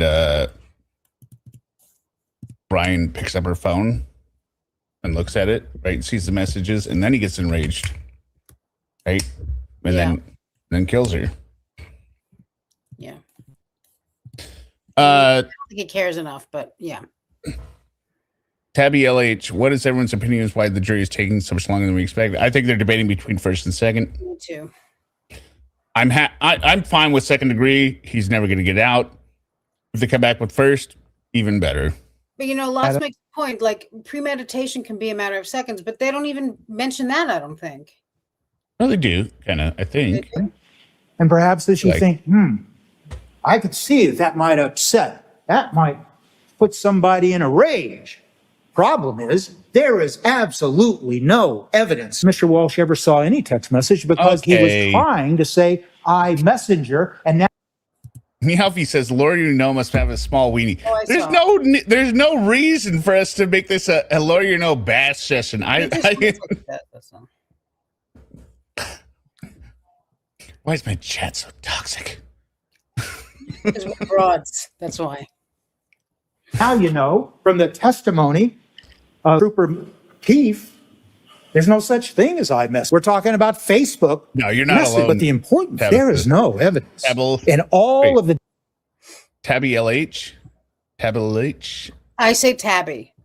Okay, just Tabby. Okay, got it. Or what you just said every once in a while, too, because then I get confused. Digital data. We can if we want. Okay, fine. Everyone has a small penis because women hate penises. Well, we hate that small you have before you. And all the digital data that they examined, Mr. Walshe ever saw any going on. Oh, this is forever wonder. All of a sudden, I'm a guy like Lawyer like a dreamboat. He seems like a dreamboat to me. Between his on him. Oh my God. What's up? That's what. And William Fastow. And when you look at those text messages, and you might have some question about them, and if the government stands up and says, not FBI said, I could have sworn there was a damning Google search from like December 22nd. As far as I know, there were no records before the 25th. Oh, it is okay, Tabitha. Well, why don't you just put Tabitha then? Well, Tabitha's probably not available. YouTube is taking all our shit. Okay. I know YouTube has done the thing with taking away screen names and going to handles. This is what I would suggest to everyone. Pick the name you want, use underscores, right? And then add something at the end. So like Tabitha, you could be like Tabitha underscore. Yeah, but the problem with underscores is if it doesn't automatically generate the names, underscores are a pain in the ass to type out, Okay, yeah, but I'm just saying, like, if you want a unique name, like Jackie Anderson 1, that probably works, right? I mean, I don't know why you want a real name out there, but you can do Tabitha underscore crime or Tabitha crime, right? Tabitha chatter or something. Like, just pick another word because the numbers aren't going away. This is here to stay. So if your screen name you don't like it, it is how it is. You got to go back and pick a new one and do it early. Like I have a Xbox Live name, Javis. It's four letters. You know how early I got into Xbox Live to get a 4-letter username that isn't like with a bunch of numbers after it? Everyone's like, I mean, I probably could have picked my handle just Suma, but they were like, nope, no, can't do. And then they were like, how about Suma ZXY2578? I was probably so early I could have probably picked Jesus, right? I mean, it was just there was nobody on there, and then whenever I get on there, they're like, Javis, wow, you must be an early adopter. Like, yes, I got Netflix so early that my password was just my dog's name, which is 4 letters. That no numbers, just his name. Meowfie 499. I regret nothing about saying he has a small weenie. I said what I said. I said it. Well, he saw those because he told him that he was seeing iMessenger, which doesn't exist. And ask yourself, why is it Patient 0 that on New Year's Eve, Anna Walsh is taking all these photographs? It's festive. It's a lovely situation. And she says, in the presence of Brian Walsh, as she and Jim Mutwell were taking photographs, hey, why don't we send a photograph to Will Faster? And was there any evidence that he reacted, Mr. Walsh? No. And when asked by Attorney Porges, well, so what happened next? And Mr. Mutwell really took efforts to remember. And then he said, oh, yeah, that happened right before the young boy woke up and came downstairs. And that was around 10:30. So if you just think about that, then the festive. Well, it's better than, every boomer's parents' password is 1, 2, 3, 4, 5, 6. Well, but Lauren's password is printer. And jovial celebration continues for his password. Another 2 hours. There is no evidence that he reacted. Mr. Walsh reacted to them sending a photo. Why? Because he knew his wife had a crush on Will Fasto, and it didn't even make him jealous. And how do we know that? Because she told her friends, Alyssa Kirby. And Alyssa Kirby was asked, and she said, Anna told me that he didn't get jealous. He's not the jealous type. In fact, I wish he was more jealous. Please consider that in the context of this notion that the motive for a killing that did not occur, but the Commonwealth's theory of a motive is anger over, there's no evidence. Dr. Atkinson to describe to you the phenomenon of sudden unexpected death. It happens. And just because it's rare, and just because the government will undoubtedly argue that that is nonsense, listen to their argument. But Dr. Atkinson made it clear it happens. It happens in young and old, male and female. It happens unexpectedly. In fact, it happens with people who have never manifested any problem. Wait. Sudden unexplained death syndrome happens unexpectedly? Sudden. Wow. It happens in athletes. And how do we know that it's not absurd, even though it might be rare? How do we know? There are reasons that athletes. There are reasons that it happens to athletes. Yeah, the helmet rams into their heart at a point of contraction and causes a defib.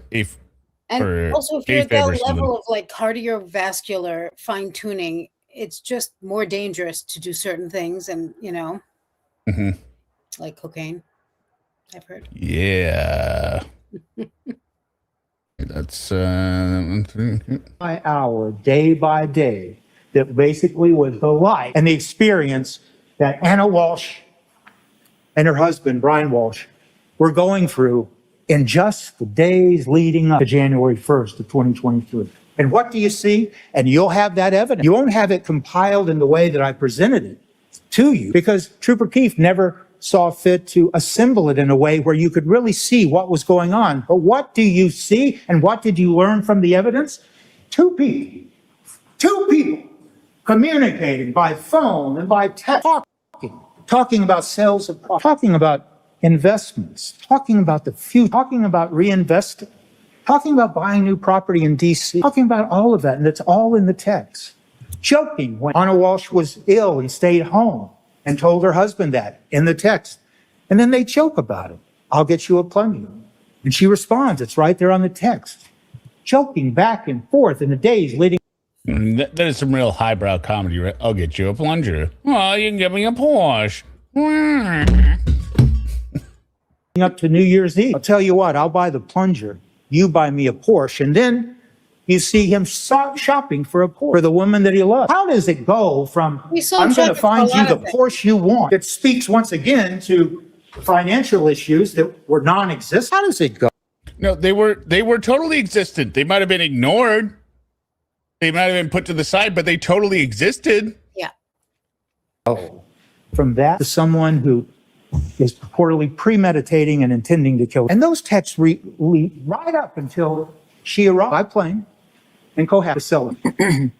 So, once again, divorce? About 11 minutes of talking about divorce and searching about divorce in 7 days of phone calls. Well, that's more than I've searched. I've not done any divorce searches, right? So I would say 1 minute is more than the average couple. Yeah. And how did that divorce? Unless you're actually thinking about divorce. Right. Search. Yeah, I'm bored. Right. Not like, what's fun to look up? Hey, let me, I look up geology stuff a lot, but then, maybe I get bored of how the Columbia River Basin sediment formed, and if the lahars and the lava flows, and then I'm like, well, let me look up divorce. It came up in the context of protecting the family assets because they just sold the house that Jim Mutlow told you about. Couldn't even afford a plunger, let alone a Porsche. No, couldn't. Who's going to buy it with their money? Yeah. And they're trying to protect. And the thought is to roll it over in a 1053C. And Mr. Mutlow explained that to you. Planning for the future. That is the relationship between Brian Walshe and Anna Walshe in the days leading up to January 1st. So now we have come to just the evidence that once again just explains their relationship. Not supposition, not trying to make up what they said to each other. You have that in their text. You have that. Then you get to a festive event, jovial, laughter, love, described in various terms, various ways, not for 30 minutes, not for 1 hour, but for 5 or 6 hours. Laughter, talking about the future. Jim Mutlow described it. I can never remember. What's the Joel Guy Jr. lawyer say? Warming, welcoming. Oh, yeah. Warming, welcoming, and happy. I don't remember. You're not going to kill your parents if you're warming, welcome, and happy. I mean, and then look at him. I mean, if that's not a murder face, then there is no murder face. I like that both of their cheeks swelled up, like Joel Guy Jr. and Brian. It was a good look. Are there just like dental infections going around in prison? They're like they can't brush for a day, and then it's just. Well, the two of them, it was a little more than a day because I think they got a head start on that whole thing. Brian Walshe cooking, standing across from the island, feeding both of them, talking, laughing. We know he's a 7-12 minute man. Whoa, what is he, a gladiator? Marathon? Superhuman? Nobody's responding to. Steven's not responding to my joke. No, I was reading the chat. I'm sorry. I said, we know he's a 7-12 minute man, and it's like, woof, is he superhuman? Yeah, I mean, who wants to spend that kind of time doing anything? Wow, gladiator, just unbearable stamina. Wow, yeah. I wish. He must have been sore all the time. Yeah. You see in the testimony that So that's the other thing I don't get what the Redditors don't understand. Like, I'm self-deprecating all the time. I'm not up here to like being like, oh, I am so cool. Yeah. yes, there was an affair. He loved him. He treated his wife like the wife he loved, the mother of his children, until the sudden, unexpected event happened. Yeah. Imagine you are What's reality, man? That's a good question. 7 to 12 minutes. What did you do with the other 6 minutes and 55 seconds? so in love. You support your wife to get a job in DC. You're going to take care of the kids because, one, you love your children, but you want to take care of her. You want to share property and protect the assets, so everything goes into her name. To protect. Well, let's hear this, Mr. Defense Attorney. Where is any evidence of that? There's no evidence of that. Your client did not testify. There is no evidence of that. This is where I would have objected as the state. Be like, there's no evidence of this. Because he has this federal case. So let's protect our financials, But the prosecution is worthless. financials for the future. And then you hear the testimony of Alyssa Kirby. Yes, she was upset. And I think There's he no doubt. knows. I think he knows they're cowards. That's why he got away with it. Anna Walsh was upset. What exactly she was upset about? Maybe things weren't going really well in the affair she was having. Or maybe she I thought you said she wasn't having an affair, sir. was, in fact, stressed out. Who wouldn't be? They were living apart. She wasn't seeing her children. Now, maybe, it's up to her. Anna Walsh was a wonderful person and a wonderful mother. And I don't want anyone to think she's a slut just because she was having an affair. Just like in his opening statement. I don't want, no one is saying she is a slut for having an affair. Yeah. Also, he apologizes for some. I mean, he gets a little ridiculous at the end. Yeah. loved her so much, but she had another life and she went to Dublin. And that's another piece of evidence. They want to suggest to you he knows something about Dublin. Where is the evidence of that? None. And you hear Alyssa Ladies and gentlemen, my client is a moron. Kirby choked up with tears. He couldn't tell that she was hooking up with her hot coworker and that she was getting all flirtatious with Jem. And he didn't realize he was getting divorced. He's an idiot. He didn't know anything was coming on. Sobbing on the stand. He searched for murder and dismemberment. How much more proof do you need that he's dumb? Yeah.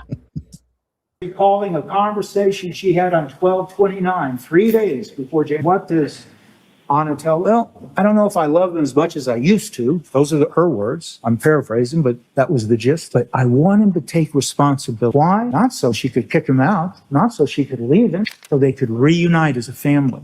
No, it's so she could get her children. That was the difference. That was what Anna Walsh was talking about. That's what she was thinking, even though she was stressed, even though she was upset. And things like that happen in families, but families make it through. I don't know, but chat, tell me, is it imprisonment of a family member in federal custody like a common thing? Like, you're arguing over the bills, right? We got this argument over the federal prison sentence you're going to do. Like, how much should we spend on this year's vacation? Like, is this one of those normal kind of things that I'm just not aware of? And that's what she was expressing. That's what she was expressing. Her best friend, her. But we are now at the end of the New Year's Eve party, and they Approaching murder. sign the champagne. We were talking about the feelings and the emotion and the state of mind of Anna Walsh and Brian was, and looking towards the future. And this Stop saying the future. January is on your day that the tragedy happened. And I mean, that would probably be the most offensive thing to me as a juror. Being like, this has nothing to do with the future. They're just talking about like, hey, what's next? Or like common sense, like, hey, we sold this property, we got to buy another one. It's not like, baby, we're going to build our house on this rock, right? Yeah. Nothing's looking better than our path forward. You have to go to prison. What are you talking about? Yeah. What are you talking about? You have an ankle monitor. Yeah. That's all. One. We're not even sure once you get out, you're not going to do another scam. And she didn't even let him touch her money. And you've bought sports memorabilia because maybe, and I think somebody else brought that up in either this chat or another one. Like maybe that I mean, they had those hours of conversation on the 25th, right? About it's probably about divorce and all kind of stuff. But then, you know, I assume a big argument was like, why did you buy the sports memorabilia? You're doing another scam. I can't believe it. You won't even go and just do your prison sentence, and you're doing another scam. You're just going to get us more in hot water. You're going to get us another $500,000 in debt. Also, that's just a known stupid thing to do, to buy, you know, things that are supposed to be like on her credit card. A walk-in closet filled with Beanie Babies, you know, on her credit card. Of course, it wasn't even he just like spent it, and she's like, "That was a dumb way to use money." Yeah. He used her credit card to buy it. So obviously, there's going to be a disagreement and an argument saying, "Yeah, this is insane." 6-9. Oh, I apologize. My fault. I'm sorry. It's 257. And that campaign box that was signed. And what are the words? What a year. And yet we are still here and together. Fletcher Boy wants to know, Suma, are you saying a guy with an ankle monitor isn't attractive? I'm just saying it does show that there might be some issues in a relationship. Yeah, there are some red flags. Or I mean, not red flags, just like some, you know, it would be more little yellow triangles being like, some kind of, you know, like if he was in a gang or something. But like really art fraud, you need an ankle monitor? Come on. What if it's a cool gang, though? Yeah, if he was in a gang, it would be fine. Like if he, you know. Yeah, okay. Gotcha. Yeah. Let's make 2023 the best one yet. We are the authors of our lives. Courage, love, perseverance, compassion. Those are the words of Anna Walshe talking to her husband. Look what she says. What a year, and yet we are still here. What does that tell you? Yeah, we're still here, meaning you haven't dealt with your shit. Yes, they have been through. I mean, that's the way I could read it. A lot. Right. She missed her children. What mother wouldn't? But they were working toward the future. And one final about the state of mind of Brian Walshe at this period of time. He made reservations for a New Year's Day dinner. Yeah. And his probation officer didn't know about it. He could be alone with his wife. And the evidence of that is in these records. I'm not going to have it called up. Exhibit 79, page 186, record 682. That's the data. He's researching where to take her out. And you'll see a reference to Nightingale, a restaurant that I asked Trooper Keefe about, a restaurant that's right on the line of Marblehead and Lynn. Exhibit 59 at 1227. Not FBI. Anna just wanted him to go through the trial so they could move on, but he gave zero shits about her and continued to delay it by trying to scheme up some more stuff. No wonder she was falling out of love. Yeah, and he was totally playing the aspect of like, I'm the caregiver. You know, my wife works. If I'm not home, that's home, he had to stay home. No, that's what he wanted to. He didn't have to, but he wanted to. He'd be like, no, the kids got to stay with me because if I don't have any kids, then there's no reason for me not to go to prison. Come on, look at me, baby. Yeah, exactly. And those records indicate I fell in love with him to begin with, but okay. And I'm sure when she made that sentencing statement being like, oh, you know, I want him to see kids, it's because she would prefer free childcare, right? But once he's not doing it, now she's just being held hostage. Mr. Walsh's credit card used to reserve dinner for $573.76. So him and Anna could spend New Year's Day celebrating. And Exhibit 17, a text from Nightshade Restaurant itself. How ironic. How ironic. They were going to spend New Year's Day celebrating, and instead he is murdering her. Acknowledging the reservation. And those were the plans that he made. And the government will suggest that's some kind of evidence of premeditation. Well, it's not any evidence of anything but love. And I'll just tell you, when you look at that evidence, you'll see that email exchange was deleted. It's right there in the evidence. And then you heard the federal probation officer saying he wouldn't be allowed to go there. He'd have to get permission. So yes, did Mr. Walshe lie to his probation officer for what reason? So he could take No, it proves that Brian does not care about the rules. He is a liar. He's a liar. This is what I would expect the state to hammer on. I don't know. His wife. Is this a loving father? Is this a good provider? This is none of those things. This is a fucking albatross. When his crime involves deception and scam, he's trying say, no, look, I just want to take out dinner. What, it's probation. It's a big deal. No, it is a big deal because you're a liar. You haven't changed your ways. Be allowed to go. And he's not dependent on a chemical. It's not like it's a DUI. Right. Like there's literally nothing but a shitty personality and no moral ethic, no moral compass. There's nothing that is causing him to do this based on an addiction like a coke habit a day of $1,000, where he can't think straight. He's just like, I need to have that fixed, right? That would be partially understandable, not excusable, but it would make sense. Being like, yeah, you were out of your mind, and then you chose not to deal with your addiction, and then you ended up doing something terrible and killing your wife. What did he do before this? What did he do? Did he have a job? He has this consulting company. Oh, he's a consultant. 10 sale consultants, which made no money. Right.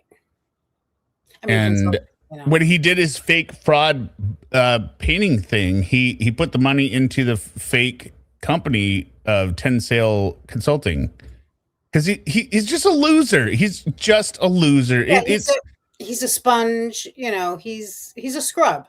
Is what he is. No. You have to get permission.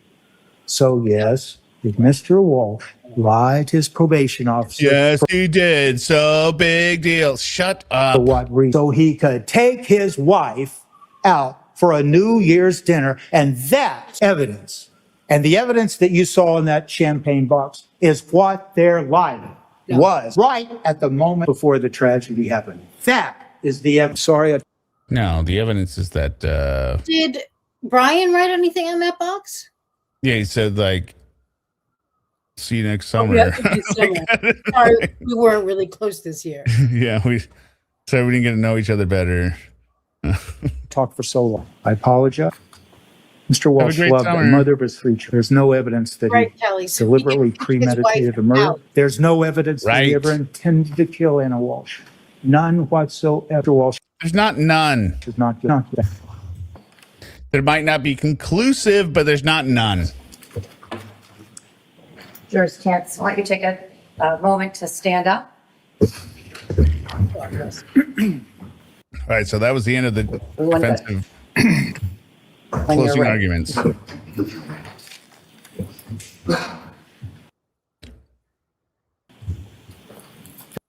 I kept this in there. I think just look at his face. Like, yeah, it would be pretty good, eh? The closing argument of the Commonwealth. 80 yes. Look at my hook nose. Mm-hmm. Right. That's why I think his mother has a nose job. She's got a very. I just think she's like a Wiccan or a witch or something. You see that hair? She's just with that brooch. Oh, I forgot to. I have to send my mother a picture of her. My mother will not approve of anything going on there. All right, here we go. State's closing argument. Let's judge.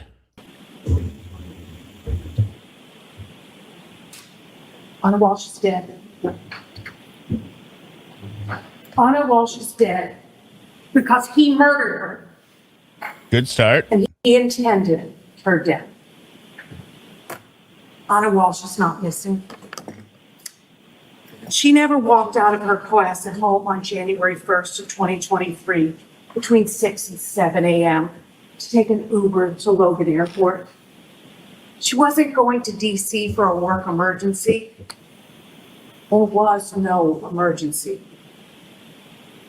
She didn't say goodbye to her son. That's just a story that the defendant told people. But since January 1st, Anna Walsh has not been seen by her friends, her coworkers, or by the people who love her. Anna didn't take an Uber. She didn't take a Lyft. She hasn't used her phone. Her phones have no contact with the Verizon network since January 2nd, 2023, when it was in the vicinity of 516 Chief Justice Cushing Highway. She hasn't used her bank accounts, her passports, her credit cards, her email. She didn't vanish. The defendant was the only adult at 516 Chief Justice Cushing Highway. So I wonder if this is kind of constructed with the fear that the defense is going to say there's no proof that she's even dead. Because otherwise, I don't understand hitting on all this. You know what I mean? After Jim Bootloop left around 1:30 a.m. on New Year's Day. After he left, Anna was home alone with the defendant and their 3 sons, ages 2, 4, and 6. This defendant caused Anna's death. And the evidence does show you that. The evidence shows you that Anna didn't die of natural causes, but that Anna died a violent death in her Cohasset home on January 1st. You have the photos of those pieces of rug recovered from the dumpster at the defendant's mother's complex. The rug that had been in the living room. You have the photo of Anna in the living room on top of the rug. And that's the photo the jury asked to see for some reason. So they're really trying to, I don't know. It's weird. Like why? That's the thing. Yeah. The photo shows that there are wood floors in that room. And I think this is where it comes down to first or second degree murder, right? Because the defense is saying like, he just dismembered her in the basement. There was nothing that went on anywhere else, right? So if there is blood on the floor above, that would suggest that there was the murder up there. And I think that's maybe what they're focusing on, right? In terms of he definitely killed her. I mean, I would just assume he killed her based on everything, but There's blood on that rug. The rug was recovered from the compactor outside of the defendant's mother's apartment and taken to the office of the chief medical examiner for examination. And Dr. Atkinson found a blood clot and a piece of Anna's Gucci necklace. It is peculiar. Kingsley I think it's Kingsley, yeah. Kingsley Chris, happy birthday as well. Embedded in one of the cut up pieces of rug. So look at the piece of metal stamped Gucci. Stamped It Gucci. didn't break on I its mean, own. also, No, go ahead. I'm going to say something kind of snobby, and I don't want to do it. So. No, you say snobby stuff all the time. Go ahead. It's just the Gucci is that's like bougie. Gucci, I mean, even Tiffany's pushing it, but Gucci's not known for their jewelry. It's ridiculous. You don't like Gucci Mane, the rapper? I like Pretty Gucci. high It class has to me. nothing to do with Gucci. I like Gucci, actually. I like Gucci belts and shoes and clothes, But, I mean... The rest of the necklace is missing. This is the necklace. Yeah, Red Nicole 3701. I'm very new to this case. I've been rewatching Hear Me Out videos on Sarah Boone. Well, wait, have you seen all the videos on this case? Because you rewatch all the Sarah Boone videos because those are good. Yeah, this case, but my your videos are good, but the case is the trial. the case has been extremely boring. But I'm telling you, like the live that we're on night 10, right? There's a playlist in the description. It's everything you need to know. Like you can just watch those. I think we're at probably 15 hours now. But I mean, there's nothing else you missed.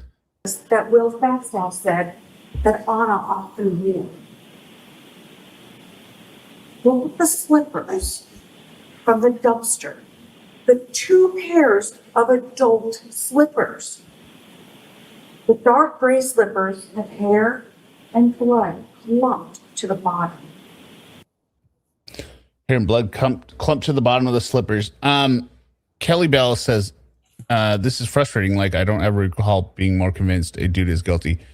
Let me ask you this. Hypothetical. Brian Walshe gets off not guilty, right? Hypothetical situation, right? Mm-hmm. Or hung jury and then they don't decide to prosecute again. What is more frustrating? Brian Walshe getting not guilty or Casey Anthony getting not guilty? Casey Anthony. Casey Anthony, 100%.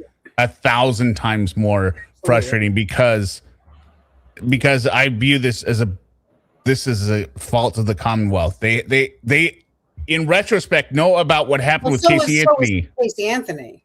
No, but they have retrospect knowing like, hey, if we don't produce all the stuff and go through the details, right, a jury could release this man, right? They know this and they didn't go through the evidence. They're the only ones. So I mean that we've seen since Casey Anthony, who did not learn that lesson from Casey Anthony.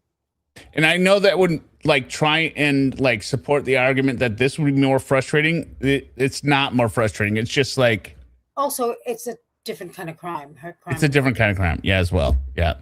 I mean, his crime is terrible, but I just don't understand. I don't understand how Casey Anthony jurors, even with the lack of stuff from the prosecution, how do you find her not guilty when she's going out and getting tattoos and her daughter is dead and decomposing? Home. The reasonable doubt, they really do, and it's not reasonable doubt. The law is supposed to work, though.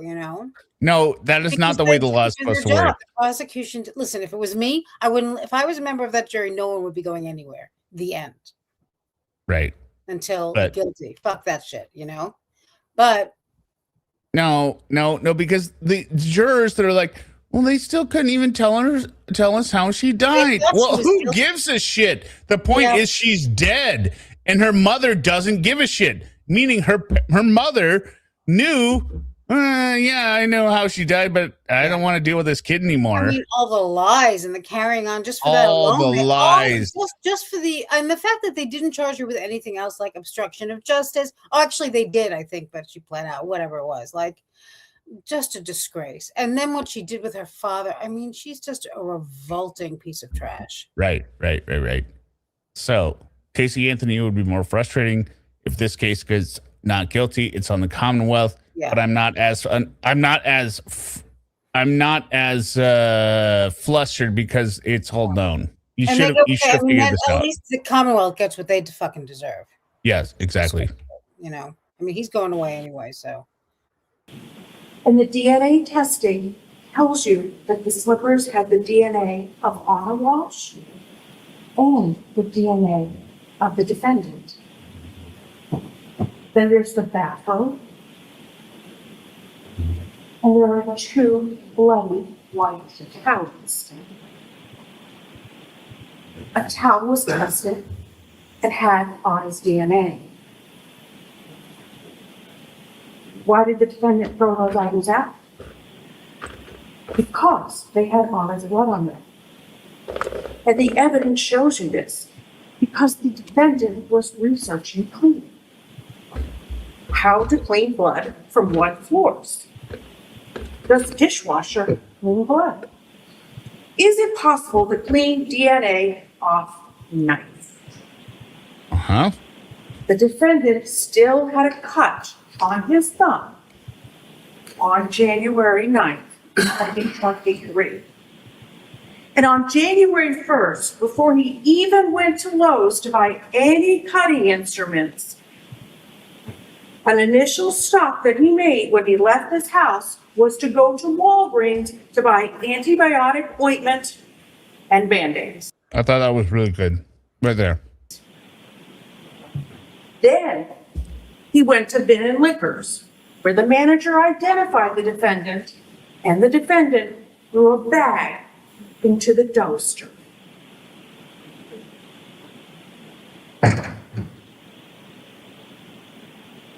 Stores closed. The parking lot is empty. He's not yet gone to Lowe's.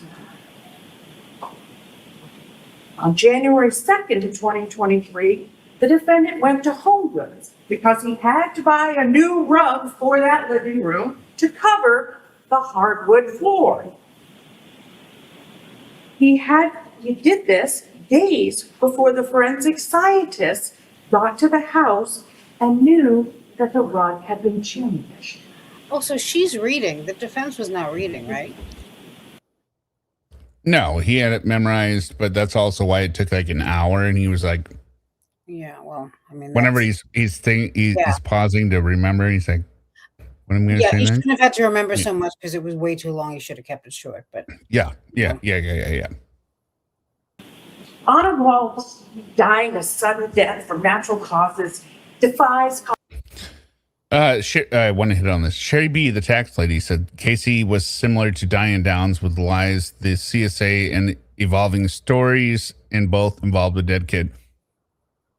I had a thought when I read that. Like, do you think Diane Downs in prison or Susan Smith or whatever, when they hear about like Casey Anthony getting off, they're like, oh God, like, yeah, like how is she any better than I was? absolutely. I mean, you know, Sarah Boone was in prison in jail with this other woman, Danielle Redlick, who got off for she killed her husband, and that's all Sarah Boone had to hear. You know, she was. Yeah, they're just like, it's ridiculous. Wait a minute, I'm not dumb. Yeah, I'm not stupid. He got what Henry gets to talk to him. It'd be so frustrating if you found like the exact same kind of like scenario. Yeah. But then they get off and they're like, it's not the scenario, it's the person more than anything. Well, I would argue it's both, right? Like, it's I mean, definitely both, but you know, I mean, the person makes the scenario also, so you can't really say that. But there are people, I mean, Diane Downs was never going to get out. I don't think. But well, okay. Well, here's the other difference. Casey Anthony never came up with never presented a story and then changed the story later. She was just like, yeah, okay, yeah, no, I know my daughter's been missing, right? Like she had explanations around why the daughter's missing that was changing, right? But she never changed from my daughter went missing, and then oh well, no, she was murdered and I didn't know what to do, right? She didn't say like. Two bushy-haired men pulled us over and took my daughter out, and then I didn't know what to do. And Anthony was not in love with the sound of her own voice. She wouldn't go on for hours and hours. She really wanted to be left the fuck alone and go enter contests on a bar, you know.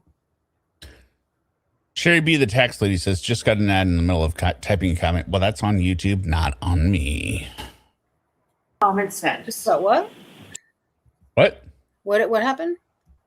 She got an ad flashing up while she was typing a comment, but so I'd recommend YouTube Premium. But like I said on Reddit as well, I remove 2/3 of the ad slots after every live, even though I put it on the lowest. They're like, I would hate to see what the highest is because on low it puts it in every 2 minutes of an ad, and I'm like, no, I'm deleting all these. I always put it on low too, but nobody ever really complains. It's because you're not Catman bad. You're not just there to. You're not Wigman bad, Catman bad. Right. Yeah, it's true. I also don't have as many people, so that makes it worse. Oh, don't sell yourself short. Go ahead and subscribe to Suma in the description of this video. Is the link to complaints about things. It's just a fact. I'm just saying the more. No. I'm not saying you're complaining. I'm just saying I would love to be in your scenario. I'm not underselling myself. I'm just saying it's just a fact that the more people you have, the more aggravation you have. The more hate you have. Well, yeah.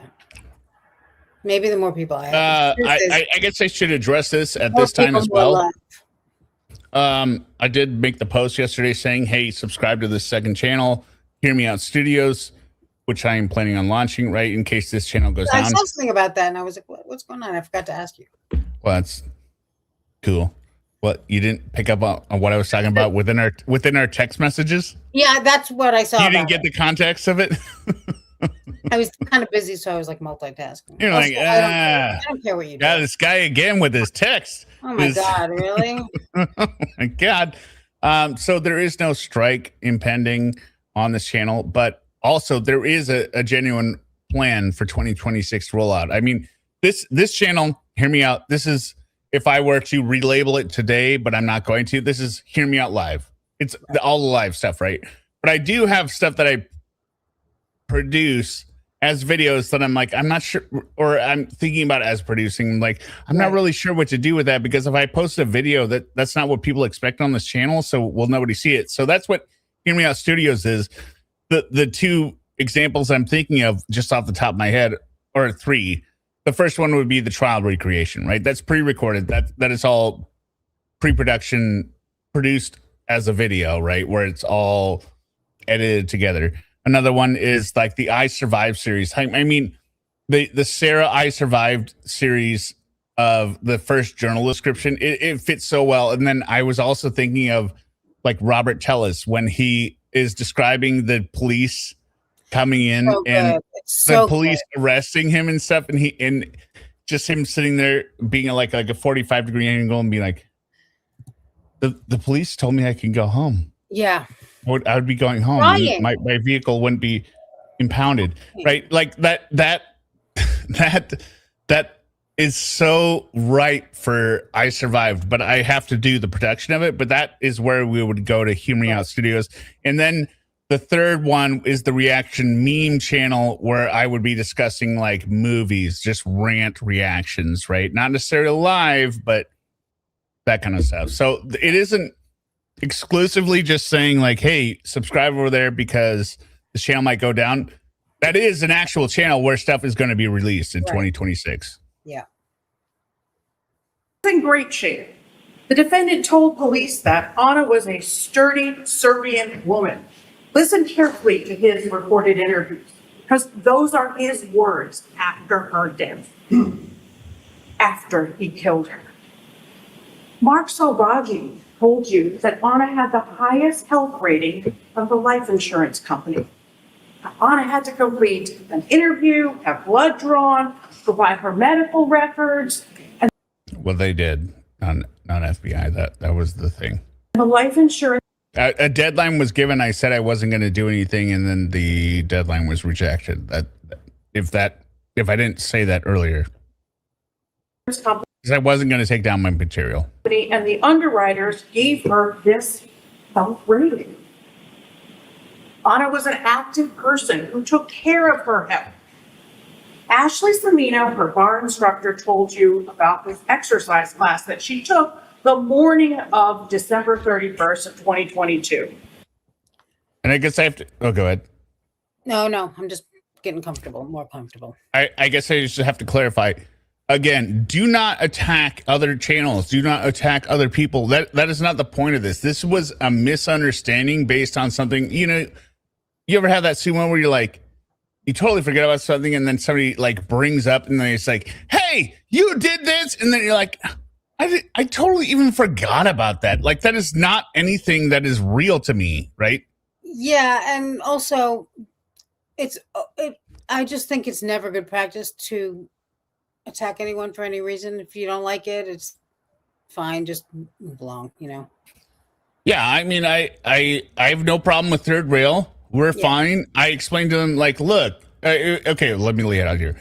I had a sock account in there called TrueCrimeFan, right? Which was in there because every time I went as myself, I was being insta-banned or whatever. So TrueCrimeFan was in there. Now, Sue knows the evolution of TrueCrimeFan. TrueCrimeFan, English was not her first language. Well, eventually it was at first. Yeah, no, it was at first, but then eventually English became not her first language, and TrueCrimeFan was a moron, right?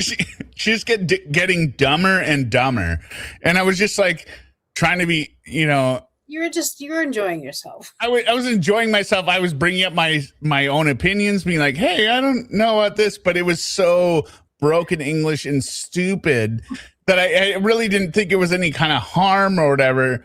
Yeah. And then I was commenting because everyone kept attacking TrueCrimeFan and calling her an idiot. And I was like, this place is so toxic, right? Because, what if there's somebody like TrueCrimeFan out there that isn't English first language, and she just keeps getting bombarded with all the people were just dropping so much massive hate on True Crime Fan. And I'm like, I don't like this place. I am leaving right now.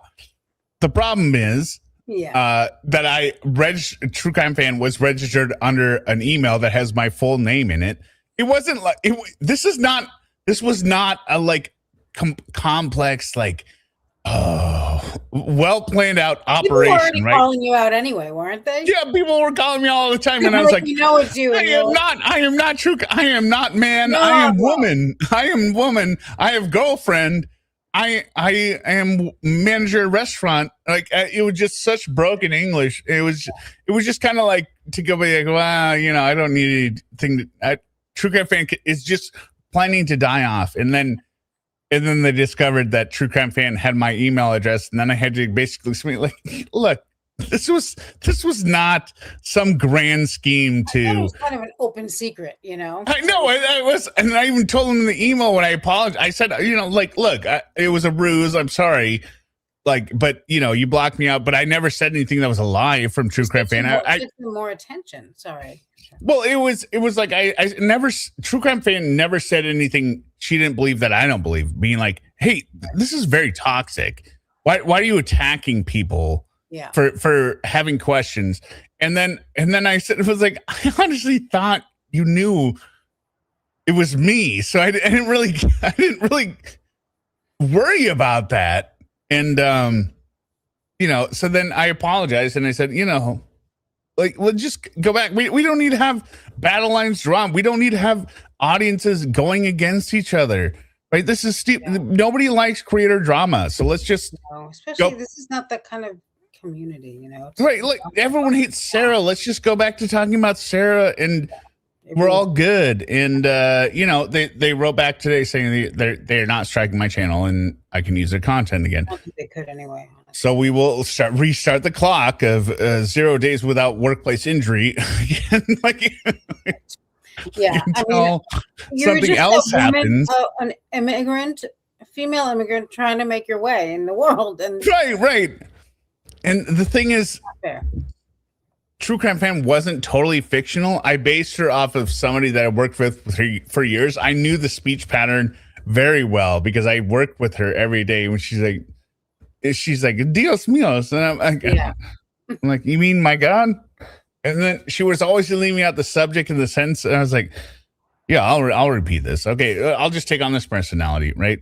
But it was never any kind of like major underground, massively planned troll. I understand their criticism that they're like, you were in my Patreon, so just like someday I could discover that it was you all along by your email. I was like, no, it was the most opposite conclusion versus origination, right? He was saying I was planning. They have a lot of time. He was saying I purposely did my own personal name email just someday so he could figure it out, and it was like a long con. And I was like, no, that was a on my end.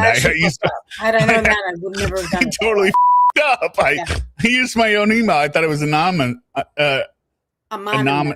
Well, anonymous, right?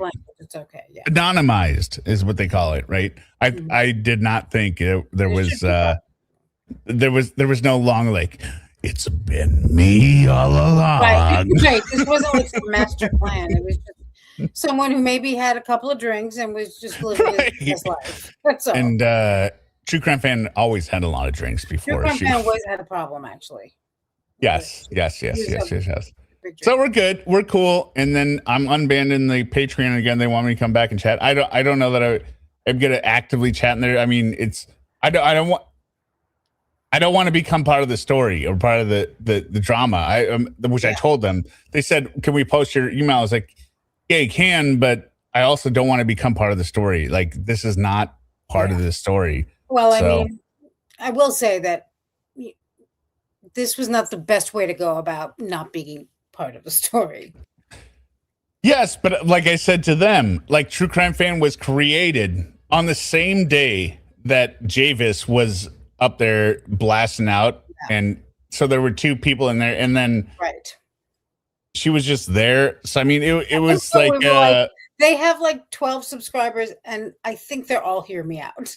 no, I assure you, I know. no other subscribers are me. No, I mean it was just being started. It was not some long con plan. I mean, you It guys, was just like, that's your humor and the way that's what makes your channel great. That's the reason I started watching you, you know. It's not for everyone, I guess, but you know. what was also funny is True Crime Fan decided to use my baby picture as their image. It was. Yeah. Right. Yeah. Which was on my own channel, and I was like, oh fuck. Yeah. That wasn't smart. Yeah. And then she switched to a GIF that you had presented with like a drunk meme, and then I was like, That's that picture, and it says something like, "Did you go out last night?" Maybe something like that. It was. If I could have had a third character that said, "Hey, True Crime Fan died last night. I'm so sorry, she's gone." That would have been the perfect wrap up. But I'm like, "Yep, okay, that buttoned that up. There we go." Right, because if she died, whoever would go onto that chat and be like, "I'm her next of kin." Right. To let you know. I have to tell you, I was just looking through my sister's Patreon as part of her last wishes, and I see that she's in this chat, and I created a comment or a channel myself or a account myself just to say True Crime Fan passed tonight of she was walking and was hit by a bus because she's a idiot and she doesn't understand anything. That would have been very good for me. I would, but I was just expecting it to die out. Yeah. No. So anyway, we'll continue quickly. Yeah. And I was the type of person, she said, who made others That's probably been 20 minutes. That's going to be another Reddit comment. want to work harder in their exercise class. Will Fastel told you that Anna was very active. They did yoga together. Sergeant Amy Waterman described Anna's home gym in DC. And Dr. Atkinson told you about the different ways a person can die, and that it's extremely rare for a 39-year-old in good health to suddenly die of unknown causes. Blue River, she wasn't just Hispanic. Apparently, when I was chatting in there, and I confirmed this with Derek, who understands this, I said, they asked me what language I spoke, and I was like, oh, fuck. So then I asked ChatGPT, well, I plugged in my things, and I was like, what would the origin language of somebody who spoke broken English like this be like? And they're like, Castellano. And then I was like, I speak Castellano, but apparently Derek said that Castellano is like the Spanish of the upper 0.1% royalty of Spanish crown, like the super proper Spanish. And he just could not stop laughing at me saying Latin in tone fifth. Yeah, just saying that I'm an immigrant living near Chicago with broken English. It's like you saying you're from Monaco or something. Yes.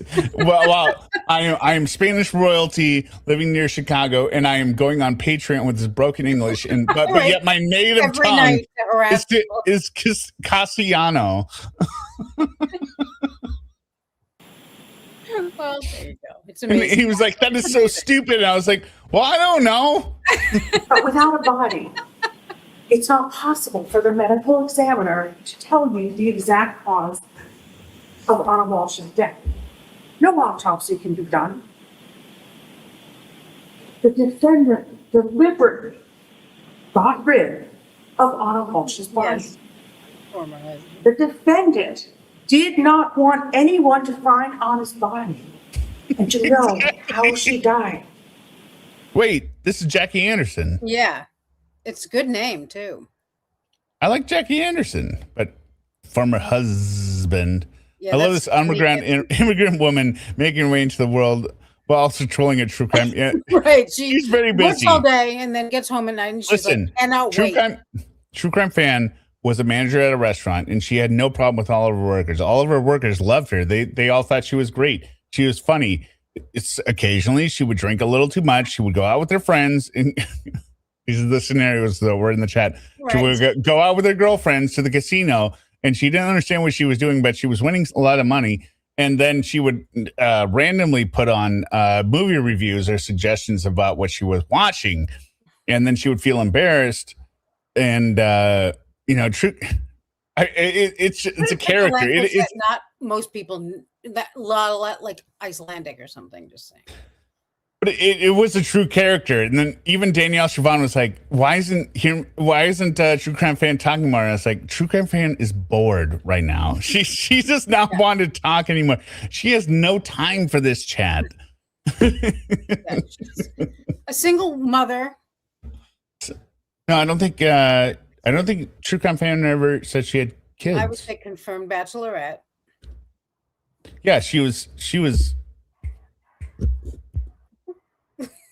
Oh, whatever, those snaps. Yeah, she was.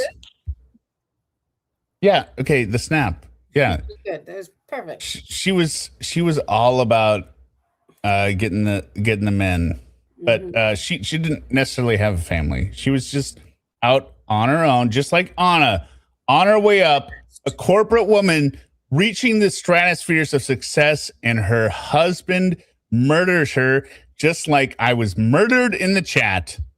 So the defendant bought cutting tools at Lowe's and Home Depot, and he cut up Anna's body, the woman that he claimed to love, and he threw her into dumpsters.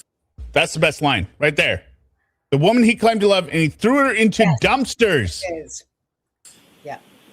He was hiding her body. Yes. But do they know that it was her that he was putting in dumpsters? Well, we see that he's putting stuff in dumpsters everywhere, right? Yeah. And Brian didn't get up on the stand and say, "Oh no, Anna's in my basement." No, he sat next to his lawyer, and after enough conversation with him, they were like, "You're not going up there." He's sitting over me like, Yeah. That was funny, right? Like, this is I thought they could ask a lot more questions. It looks pretty good for me, right? Shut the up. You can tell that woman is like, the jury. You're an idiot. I'll be so happy when this. The defendant intended to kill Anna Walshe. He didn't just want her dead, he needed her dead. This was a marriage in crisis, and it was heading towards a breaking point. It began with the defendant's federal case. And through the defendant's interview and his federal probation officer, you learn that the defendant was on home confinement. He was going to have to pay over $400,000 in restitution. The case had been pending since 2018. You also learned that the defendant had no assets. Yeah. He told Jamulu that he only made $50,000 to $60,000 that year, but he had told the police that he had businesses that were not making any money at all. Peter Calvazzoli told you that the defendant's mother had signed the lease for the Cohasset home, and it was his mother that was paying his rent. But honestly, if I was faced with a situation where I'm living with a True Crime Fan, I have to get rid of her. She can never be found to connect back to me, right? Yeah. She has to go. Yeah. And so does her email address. Meanwhile, yeah, Anna was beginning to thrive. The marriage was beginning to deteriorate. Anna had her dream job. She had risen to become an executive at Tishman Speyer, and she was making close to $300,000 a year. She earned a bonus. And Teresa Marchese said that Anna was a good employee. And the defendant knew this. He bragged of her bonus and salary. She bought a townhouse, and she furnished that townhouse for her family, and she set up bedrooms for each of her 3 boys. But the reality was, the family couldn't join her. because the defendant needed the children with him. Yep. Being the primary caregiver allowed him to avoid prison. Yes. Yes. Yes. Thank you. Thank you. Yeah. Good argument. She really made she painted the picture that needed to be painted, at least. Yes. That's good. If they had missed this, I would have been pissed. Yeah.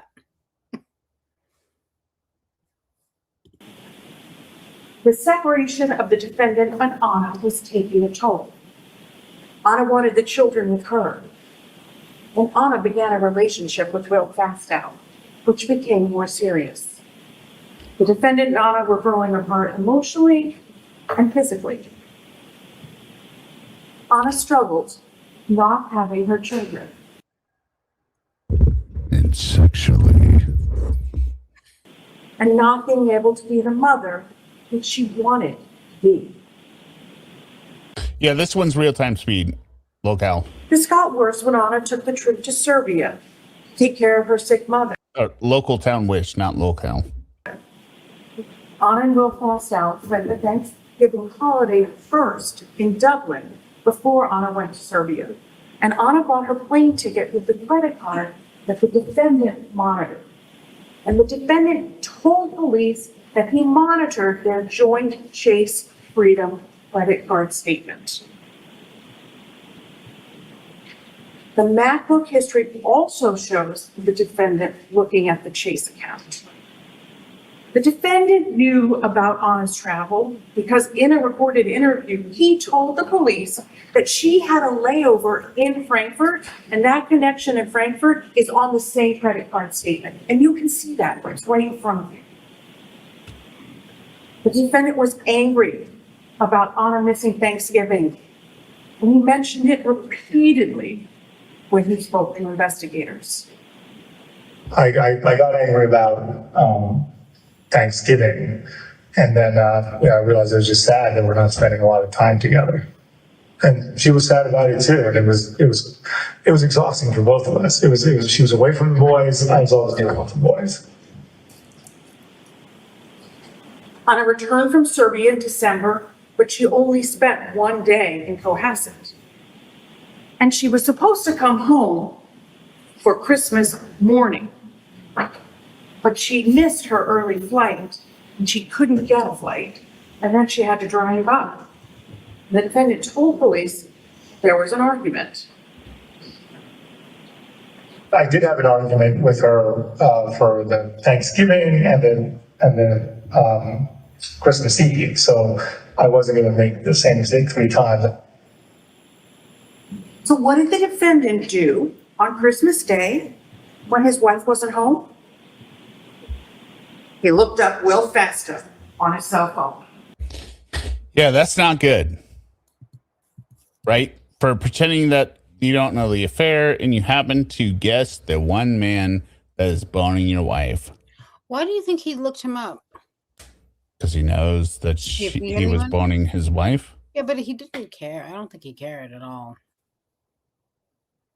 No, I think he was wanted a panicked. visual. No, I think he was panicked about the future divorce. He wanted to know how serious it was. Like, is she? I don't know. The point is, he looked up the one man his wife was sleeping with on December 25th. Yeah, and the defense is saying like, no, he didn't know about anything. Yeah. Wasn't jealous. I don't think he was, but that does not, to me, is not a plus. No, he was jealous of the money. He was jealous of the money disappearing. I don't think he cared where she was and what she was doing. No. The man his wife had just spent the night with. Yeah, it's pretty bad. The defendant was losing Anna. Anna was missing her children and wanted to be them. Well, let's finish my cigarette. Anna quickly returned to D.C., and on December 27th, the defendant was looking up the best strategies to divorce for a man and the D.C. divorce laws. She was looking up a lot of things. This was not to protect assets. That wasn't the search.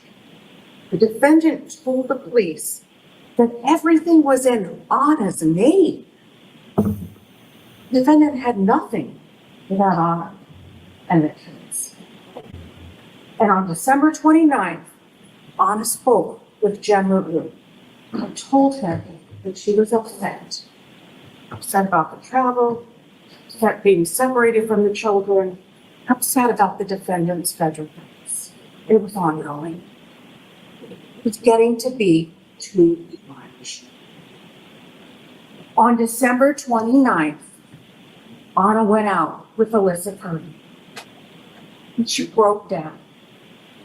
This strong Serbian woman who was supposed to be having a fun night out with a girlfriend, going to dance karaoke, instead broke down.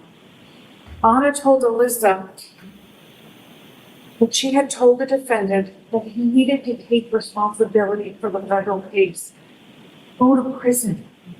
She wanted the children with her in DC, and she and the defendant had not been intimate close to a year. In Anna's mind, the marriage was broken. Anna even questioned if she could just take the children because she had already established a separate household. She said that she was falling out of love with the defendant. I can't believe she wasn't already out of love with him. It's crazy to me. And at home in Cohasset, Say? I just can't believe she was in love with him up until that point. Yeah, that's kind of weird. Yeah. what was the defendant doing? He was looking up the Mazda building and the FBI raid on the Crossing building. Looking up something that had happened in the spring of 2022 when Anna first started working for Tishman's Fire. Interestingly, this was when the defendant brought up something he brought up in his interviews when he lied about Anna having to leave early for a work emergency. This thing, the work emergency. The defendant was going to lose Anna, and when he lost Anna, he would probably lose his freedom. Anna would have a house in DC and a nice job, and he would likely go to jail. Yeah. So the defendant pretended. He lulled Anna into thinking that everything was okay. He joked with her about a Porsche. He didn't want her to realize that he was aware of the relationship with Will or her ability to leave him. He wasn't going to let Anna know that she wasn't safe. On December 31st of 2022, the defendant claimed that he could not find his phone. Why is that important? The mislaid phone allowed the defendant to be unavailable for 2 days. The mislaid phone allowed him to carry out his plan uninterrupted. And the mislaid phone allowed him to show the police when he eventually reports Anna as a missing person and not have the police question why he didn't contact Anna earlier. The evidence shows that the defendant was methodical. Just look at how he shopped at Lowe's with a list. He planned it with precision.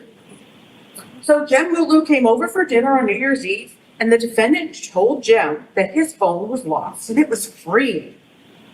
Anna was texting throughout the night, including with Will Baston. This is now the third holiday where Anna was concentrating on the other man in her life. When Jem left, Anna was alone. She was with the defendant, the man she was cheating on, the man she was telling to take responsibility for his actions, and the man who had her children. The defendant murdered Anna that morning in their Cohasset home. And this is what the internet history shows. His internet history written wise. He was looking at best way to dispose of a body. Better to throw away crime scene clothes or wash them? Crime scene. Can you be charged with murder without a body? Anna was dead. The defendant killed her, and he began to researching how to get her money, how to inherit, how to get away with a crime. And he might have gotten away with it, but he didn't know that his MacBook was syncing with his son's iPad, the same Apple ID. Sorry, do you want to say anything on this stuff? I mean, it's just kind of... No. His demeanor changed during the interview on January 8th when the police mentioned the searches on the iPad. Not because the iPad involved his children.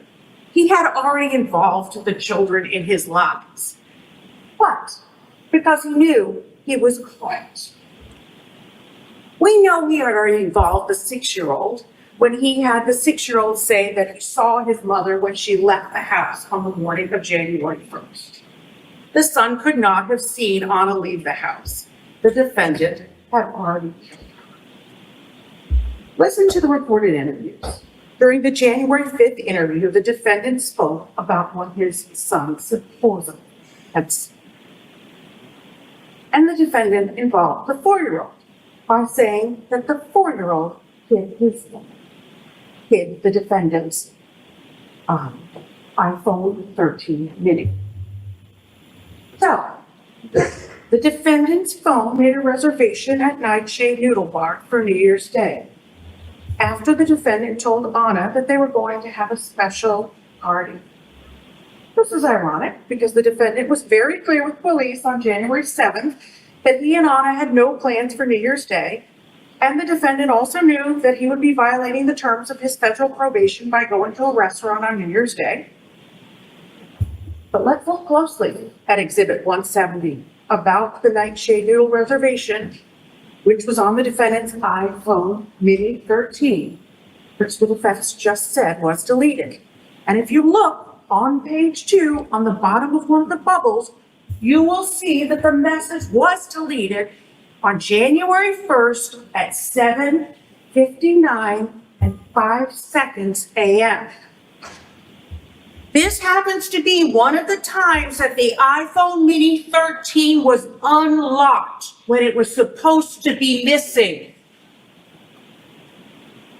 The forensics show that the defendant's phone was unlocked 4 times and it was plugged in on January 1st. You heard testimony that the phone had a password of 197512. And in the January 4th recorded interview, you hear the oldest child needed help with his iPad password, which was 121212. The children didn't unlock the defendant's phone.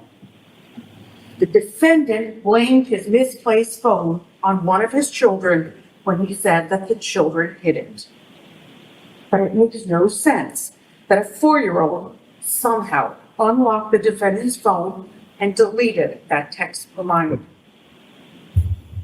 Listen to the defendant's recorded interview. The deletion is made when the defendant is supposedly making French toast and playing with the kids. The defendant had access to his phone. Context. The defendant also had access to 2 other phones when his phone was supposedly lost. He had Anna's phone and he had the iPhone SE. And in the recorded interviews, the defendant told police that on New Year's Eve, Anna had an argument with a friend, and as a result, Anna put her phone upstairs in his bedroom. You said she went and put her phone upstairs after that? After that, she, let's say, 12 10 or 15, and then I remember her putting her phone upstairs because then she came back down without it. Was Thomas came down at one point and hung out with you at evening? Yes. Yeah, exactly. Was this before, during, or after Thomas was participating as well? Oh, yeah, Thomas went to bed at, he went to bed and then he came over at like 9 or 10 or something. Is anyone else bored? I am. Mm-hmm. I think Anna took a bunch of photos. Everyone in that Jem and I room. don't have any because she didn't send them to us yet. But I think she sent one to Will Fasto. So that was when, that's when the photo was taken about. So it was maybe 10 o'clock or something like that. Somewhere upstairs, she put her phone at that point? I can't believe this is still going on. On a bedstand. That's not what Jem said. Jem said that Anna was using her phone all night. Melissa Kirby texted with Anna. The defendant was telling investigators a story about Anna's phone. How else do we know that the defendant intended to kill Anna and had a plan for doing so? Look at his internet history. Look at what he did. The defendant set up an area in his basement where he... So I'm re-listening to the True Crime Fan recap here just to, and then I'm getting to the point where we're so stuck with this. yeah, because I've heard it so many times, but just the part where like, oh, this was some big plan. I was gonna see your email someday and be like, Brandon, I'm like, no, That's such a stupid. I just up. I didn't realize my I'm just email drunk, was... okay? Sometimes a cigar is just a cigar, you know? I mean, it's just it. I would be out of the CIA in a day. Of paranoia that is very telling, in my opinion. I will give them credit for accepting my apology because it was a sincere apology, and I think being paranoid honestly, is not a crime, you know. Well, no, it's not paranoia if everyone's against you. But I'm not against them. That's the whole thing. Like well, I'm continually giving them good advice, in my opinion, like the advice I would give you, someone, right? Where it's just like, I would hey, never don't ask you for advice, but yeah. I would not have done that to Nika video. Like that is not good. I wouldn't have done that. The one they did, right? Yeah, the one there, no, absolutely. Yeah. The one they did. And also to Nika, I would not continue to do videos on them. I wouldn't do any of it. I wouldn't, you know. Right. I just don't get it. Like, just, the number one destructive element in here is, in this space, is Nicole. And I cannot understand why anyone pays attention to her. I get it. She was just like a freaking H-bomb ready to blow up at any time. Yeah. Surround. Understand. Hello, Human Tooth. Human Tooth, rubbing back. Thank you. Go ahead and check out her subreddit. Sarah Boone continued, even though It's great. lots of people dispute her. No, there's just like there's the subreddit, and then there's like the topics of like, how much does Hear Me Out suck? And there was like, I don't know. How much can he suck? He can't suck more than he does. Human Tooth is doing an amazing job, actually. Like, worked a miracle over at Reddit. Seriously. No, I'm just saying she's festering the grounds for the Catman bed. Okay. I hated that video. We've had to sequester all the side drama from the subreddit. Yeah, I know. You got it into the mega thread. I would ask you, Human Tooth, if I may be so bold, if there's any kind of like Hear Me Out drama, if you could sequester that into like call it the litter box. Call it the litter box. Right? It goes into the litter box. Meowvy says, Hear Me Out as a tiny weenie. Yes, I do. Reddit, probably. But Reddit doesn't know it. Well, everyone knows it because you're always bragging about it. Yeah, I'm bragging about my tiny weenie. Yeah. But It's circumstantial. There's no direct proof that my weenie is tiny. It was plastic sheet. Actually, I have a picture of it next to a set of keys. massive cock. Or a Tyvek suit and dismember his wife. The love of It's huge. his life. Hacksaw, the best tool for dismembering a body. It is not curved. Then the defendant got rid of Anna's body. He got rid of her belongings. He got rid of her clothes and bag that he told police that she had, that she supposedly left on January 1st. He threw her in the garbage bags, tossed those garbage bags in different dumpsters, disposing of a body in the trash. Chatham West apartment rentals, the Claremont apartment rental. And police confirmed this with the location data from the SE phone and the iPhone 13 mini. The evidence shows that the defendant did this to hide I'm sorry, the Mr. fact Commonwealth. that he murdered If I have Anna. access to listen to anything other than you, I'm He listening could to not let anything other than Anna's body you. be found If I was on the jury, I would just be because like, Anna didn't I die need a of natural coffee. causes. The defendant murdered Anna, and then he had to hide the evidence of his crime. Look at his mindset, look at his internet history. Want to get away with murder? Use a special detergent. Can you be charged with murder without a body? Best way to dispose of body parts after murder. When you deliberate, look through the body. did she say the text of better to clean clothes or get rid of them from a crime scene? Because I don't know that I heard her say that. And that is incredibly stupid. Under the MacBook internet history. There are no searches of natural causes of death, sudden Thank death, you. heart attack, aneurysm, stroke, or how to help your children when someone dies unexpectedly or goes missing. That's a good point. Because Brian wasn't thinking about that. Add that. The defendant was not sad. Look at his demeanor in the surveillance videos. He's cool and calculating. He's calm. He had a plan.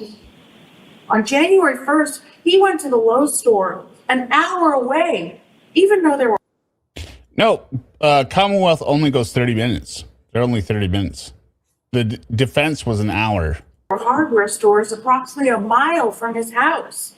And when he was They wasted the 15 minutes they could have in had. Lowe's on January 1st, he wore a mask and he wore gloves and he had a list of what he was shopping for. He was calm as he helped. Not FBI. Anyone remember what day he requested to take his mom home New Year's Day? It was December 22nd. That was the day, right? I don't remember. Well, that was the day. So, Suma, But I thought anyone remember what day he requested to take his mom home New Year's Day? yeah, it was December 22nd. Okay. Suma is obviously fixated on all the other females she hates in the chat. With since this is a predominantly female chat, women. I don't like that. I don't like to be around other women. Her purchases, a hacksaw, buckets. He used I also cash. thought New Year's Day was January 1st for some reason, but it's No, it is January 1st. okay. Wait, what? Nothing. Let's just Okay. get this over with. What are we doing? Does this show confusion, panic, or fear? But he doesn't stop there. Let's get this over with.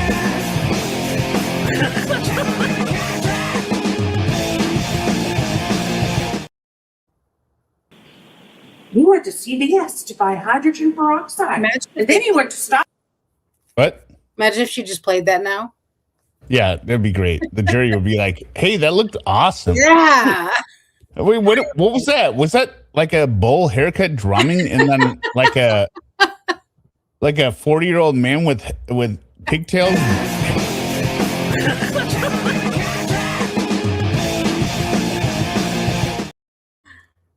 Could that be somebody that is possibly like over 30 years of time, now that we have the technology, that you see him drumming as a young child? Yeah. And then see him headbanging as an old man with pigtails. What happened? What happened? Shop to buy ammonia. No wonder the house was so clean. And on Monday, January 2nd, he went to Home Goods for rugs and candles. And then he went to Home Depot, where he had bought buckets with lids this time, baking soda, and a hatchet. And at some point that day, he got a call from his probation officer, and he lied, and he said that he was picking up his children. He was able to calmly speak with her. No panic. He had everything now that he needed to dismember the woman that he supposedly loved. And he started to take her body and to throw it into dumpsters, because he had to cover up the crime to get rid of the evidence of the murder. This was not a man in crisis. This was a man who on January 4th went to TJ Maxx to buy pants with a store exchange card. He was calm. Let me just remind you of what this guy looks like in front of the jury. There's another clip from right before the defense said we have no witnesses. It's going to cut both of us out. But Have a good look night, at- James. If there's anything all right, first, please leave your notebooks in the chairs. Watch your step. Good night.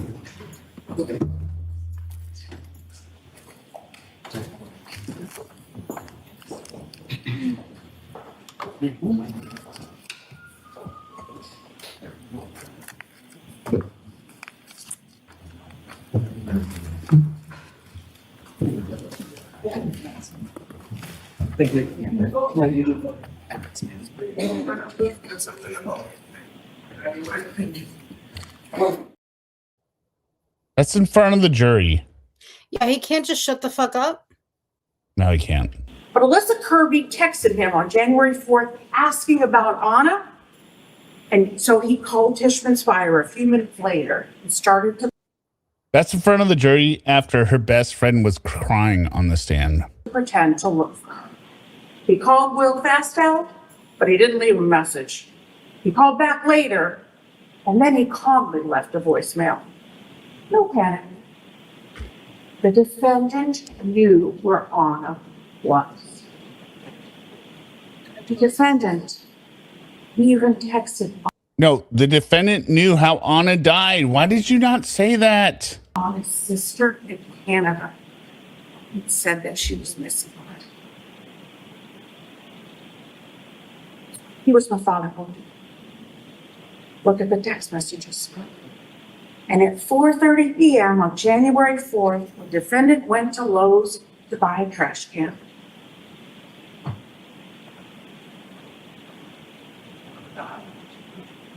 Comfortable. Not compact. The police would come to the house and talk about Anna. And the defendant had the house ready. The police think his wife is in D.C. He had his phone ready, and he sent text messages to Anna, even though he knew she would never see them. Despite everything that he had done, on January 2nd, the defendant wrote a text message to Anna. I still love you. Ha ha. His jerk. The defendant prevented anyone from ever finding Anna's body. There was no autopsy. Dr. Atkinson told you that the medical examiner can do an autopsy of our body, and all that remains of Anna are a few hairs, some blood, and a few things that belong to her. Part of a necklace she often wore, her hunter boots, a black jacket, a purse, her COVID card, and a few other items in the dumpster, his mother's apartment complex. The defendant searched his MacBook for a murder conviction with alibi. Please do not allow the defendant's self-serving act of dismembering and disposing of Mama's body to let him get away with this murder. At the start of this trial, we asked you to use your common sense. When you do that, when you analyze the evidence as you deliberate and continue to use your common sense, you will see that the evidence shows there is only one verdict. Find the defendant is guilty of the premeditated first-degree murder of Anna Walshe. Thank you. Right. Well, they see counsel beside the bench. Look at this. I mean, people talk about fangs, whatever. Dexter boy has like the Count Chocula. Like his canines have always stuck over it. And I got this little picture here. I couldn't find the other one. So he's got no teeth. Look at him here. Like, Love that. Me. I like when his one sticks out. Like, well, if I can.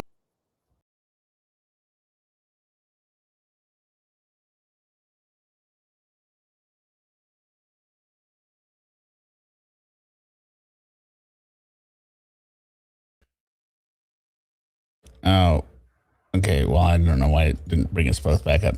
All right, so let's go to the last part. oh my God. Yeah, I know.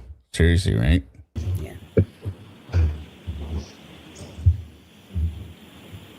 I will seek counsel at the side of Dexter, he does have the Count Chocula. He's just like, oh, and he's always grasping me. Like, I don't understand. Like, for somebody that never liked cats, why is he so drawn to me? Oh, because cats love people who are not interested in them. That's their favorite. Okay, cats love people that don't want to be around them, right? That's what you're saying? Yeah. 100%. Makes sense. Makes sense. I was not a cat person before, and he just, I mean, like, Yeah, he knew that immediately, and he was like, that's my guy. the bench. oh, hold on. I don't think it was a video. 1 second. Brian Walsh, day 10-6. There we go.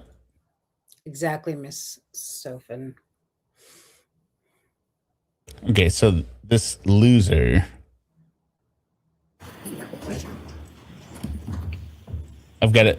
We'll give you a quick break as well, but I've got it queued up because I want to see his reaction here or whatever. something's been on my mind that I want to discuss now that the closing arguments are over. And that is, I had asked in connection, So this is asking about the victim impact statements, and this proves that the kids are with social services. relates to the sentencing, at least for the other two counts. I asked the Commonwealth to provide victim impact statements for any immediate family members of Anna Walshe that wish to provide information, and I haven't received that yet. And there might be a good reason for that. I had told you that I was putting off the sentencing until we had a verdict on the charge of murder.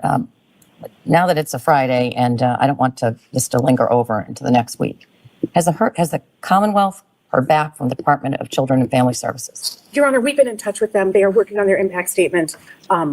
They were hoping to have the impact statement impounded.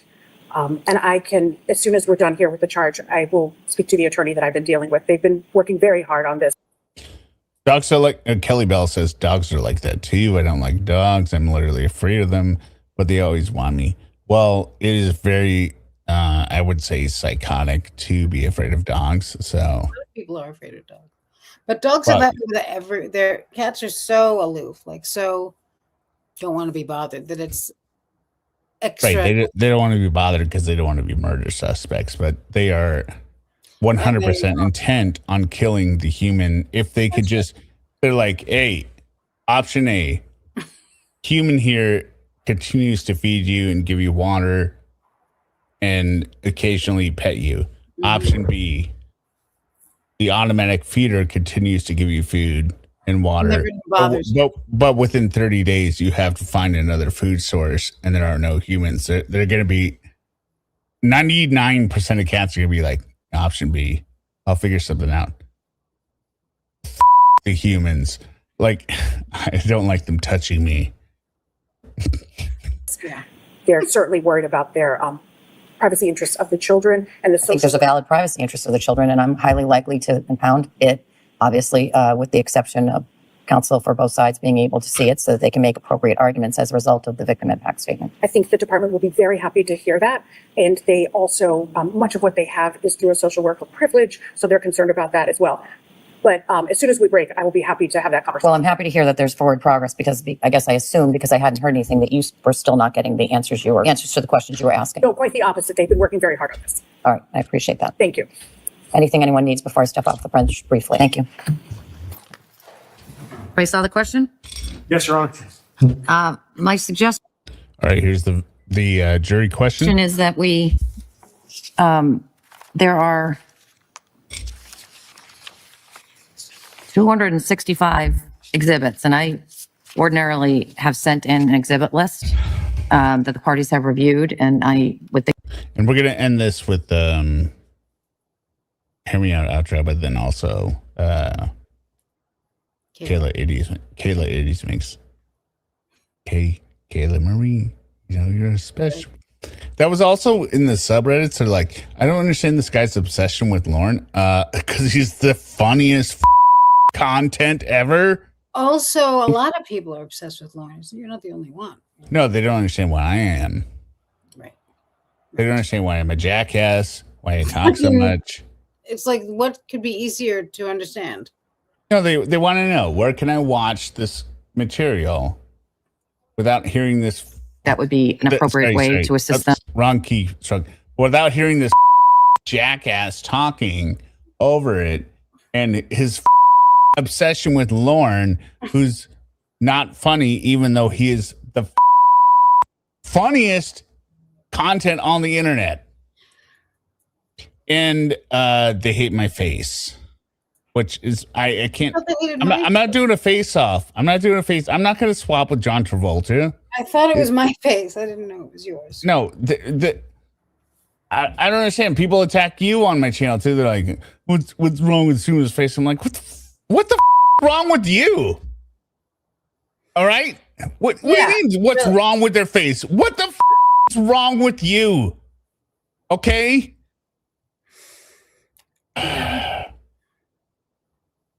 I just, yeah, his face is beautiful. It's ridiculous. No, it's not even about my face. It's just like, it's like we have the movie industrial complex that is putting out shit of bad stories, bad movies that is completely shit. Okay. Right? And now we have people that are honestly giving their opinions, and Reddit just doesn't like it because they can't review the original material. Go watch the go watch the original call that's in the link down there. Everything I comment on has like dozens of references of the original source material. I don't get it. My first video had no commentary reaction videos until mine. I don't understand why you focus on mine saying, why can't I watch the original material? Go use a they do web that search. on all comment channels, like videos. They do it apparently. It's just stupid. I don't get it. Just don't watch. Yeah, if just you don't like watch. it, I mean, I've never, if I'm watching something I don't like, I'm like, I'm going to stop watching this now. That's all. How often do you go? How often do you go in and leave a comment being like, I was lied to. I hate this. Never. Unless I'm showing something like, hey, proof of missile flying into, wait, hold on. No, that's not going to be good. Hold on a second. proof of alien landing on White House lawn, right? I'm going to watch it. And then it's like just like some Betamax digital thing of like Independence Day 4, where there's like, you know, the beam coming down from the spaceship and blowing it up. And I'm like, what the hell was this? This is not what you said it was. Right. You go yourself. This is bullshit. Right. That's different though. Right. But what I'm saying is I'm having a barbecue and I'm going to be featuring ribs, slow cooked ribs, short cut ribs, some cornbread, corn on the cob and everything. And they're showing up being like, I ate barbecue sauce. Well, what did you expect was going to happen at the barbecue? Yeah. I don't understand. You can go to the McDonald's. But they're like, no, I don't want any barbecue sauce. I don't want any slow cooked ribs. I don't want any pulled off the pork. I don't want any pulled pork sandwiches. Like, what? Then I don't know what you're doing here. Everyone is like my grandmother, impossible to please. Like, there's nothing for me to eat here. You eat, I'll watch. All right. Human Tooth is going to defend Reddit here a sec. People on Reddit leave reviews for places they've never been to. There's always going to be folks like this. The Human They're Tooth. angry about thinking about going there. It's like people who leave terrible reviews on things, you know, on Amazon that they never received or haven't tried yet, or good reviews. They're like, I haven't tried it yet. I hope it's good. That's not a review. But Human Tooth, don't you see your part of the problem? When people start complaining, they're going to write on there, be like, I don't like how people are writing words. I don't like how people are writing words on this subreddit. I don't like how people are making sentences about things that I don't like on this Reddit. And you'd be like, and they're asking for like, I want to vlog. I want only video responses. Why are there so many words I have to view? But Human Tooth, thank you again for your email last night. That was very kind. And all of your excellent work. Even though you are a part of the patriarchy. Can we watch the rest of this and get it over with? Yeah, I guess so.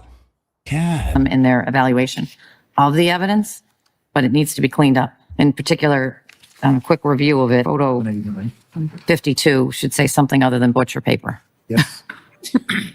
And 189? Also the same term? No, Redditors are the worst. No. I'm going on rep with that. Not all of them, but most of them. What were you calling it? What kind of paper? Bench? Bench paper. That term is used throughout. So what is it that term is used in other numbers? So is it? I think my favorite post stream was like this guy that said like, hey, I want to create a post about all the people that comment on Sarah Boone calls. And the guy that was the original post, he listened me a second. And then later in a comment in a string, he goes, yeah, Hear Me Out is the worst. And I'm like, why did you list me a second? I was like, dear God, what? Something about that particular photo that is problematic with that description? Oh, I just don't like it, but. I know you don't like it, but I'm trying to distinguish between, I think there was one witness who used that term butcher paper as opposed to bench paper. And I don't think it was the witness that was associated with that. This is just the old fashioned terminology that people often use to describe that paper. I think I used it at the side of the bench. And for her credit, Human Tooth responded with the original OPs on another one, was like, is there any way I could see this video without this jackass talking? And she responded being like, jackass, that's not, come on, let's be nice. Like, he is blonde and he's verbose, but he's not a jackass. One time, not in front of the jury, but just with you. But I think that is there's a more neutral characterization that would be appropriate and more in line with what the witnesses actually testified to. And then last comment, it's ironic that the fact that the original call originators say, I am just duplicating their comments with subreddits or Reddits or whatever. I don't even know what they're called. The Reddit saying like, why is this interrupting and so destroying the original material? I'm like, how can I be blamed from both sides? Like you're saying, I am duplicating your material, and then the other side is saying, your material sucks. You're ruining the original. Jesus. Look, you can't spell George. I don't want to hear anything from them. That's all. No, I did. You said you clipped something that said jackass, and you put it before like, hey, come on, let's be nice. But as to the other language in 189, it seems to me that that's what the witness testified to, right? That's right. Yes, Your Honor. Anybody, let's all take a moment to look through the list right now and see if there's anything. I'm going to do that right now. The answer to their question is 97, by the way. Yes. Let me just take the time to look through these, and you do the same. I like this judge, actually. We might get some up close. No, wait. Still going. Apparently we're still going with black screen. Well, I don't understand what you're saying. I haven't seen anything negative about Hear Me Out on Reddit, but I haven't been on there long. I mean, I'm not on there long. I just looked and I was like, yikes. I think Like, yowza. Yowza, meowza. No, people have like strong opinions. that's Like, good. no, it's not. Well, I mean, it's good, but they're also like, my entire day is ruined when I see Hear Me Out. The whole I'm like, family hates him. and I'm like, are you kidding me? What are you're like, I would sell my house and burn it to the ground if Hear Me Out would never be on the internet. I'm like, bro, what are you doing? I'm just Catman bad. All right, here we go. We're waiting for it to pull up. I mean, maybe I just blacked out this entire. No, I didn't. Okay. No, there he is. Okay. Yeah. Here it is. And I think I slowed it down to 0 space. That one suggestion to change. Okay. Look at him. He'd be like, yeah, I think it went pretty well, right? Yeah, it's not good. Hey, you want to get a drink after this? All right. So I'm going to write back to the jurors, Hey, you want to get a drink after and I this? will give them the name of or Blue River. Julie, you wonder if it's a different page like Reddit. Hear Me Out has small PP. Well, I haven't been to that subreddit, but I'm sure it exists. Like, let's talk about how small Hear Me Out's PP is. Or like the number of the. What? Or I'm just talking to yeah. well, Catman Bad, Wigman Dad, all the subreddits. It could be it. Photo, which is, I'll answer it as exhibit number. The thing is, I feel like I'm the most positive person on YouTube in terms of like true crime drama. Like even Suma has very negative energy over on her channel. She's like, go yourself, Hear Me Out. I'm doing this, and you can't get up on my shit, and I'm not going on your right. So Suma has a very negative energy, and ex Derek is always just like reading for pedophiles, right? So that's also kind of a negative energy, right? But me as myself, I'm just constantly laughing and stuff, and people hate that I'm 97, oh, and here's sorry. So they hate that I'm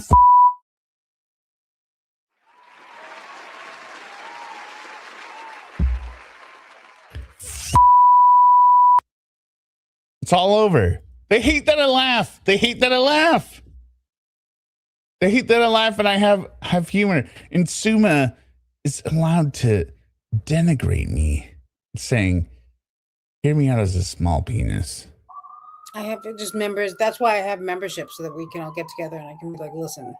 Well Suma's like, I've seen X-Derek's penis. It's tremendous. I've seen X-Derek's. I've seen Hear Me Out's. They're very small. They're very small. And What would be the what would have to how would that happen? I don't know. like we're both accidentally on cameras. We're standing up. Like you're both sending me dick pics all the time. No. We're like preparing for the show. For some reason, our cameras are both on, and we're also changing our pants at the same time. And then you're like, "Hey, bro!" Several times though. Like you're like, "Hey, bro, I can see you." Yeah. Right. You're like, "Oh, whoa!" And they're pulling up. I'm pulling up cargo shorts and trying to sit down. It's the most ridiculous scenario ever. You're like, oh my God, why have I seen 2 micropeens? I mean, regardless of size, how would that even happen? Yes, it could be a huge one. It's just like, why am I seeing these dicks? It just wouldn't. Our work does not lend itself to that. Yeah. Well, but camera slips. Exhibit list was you never text me like you want to see it.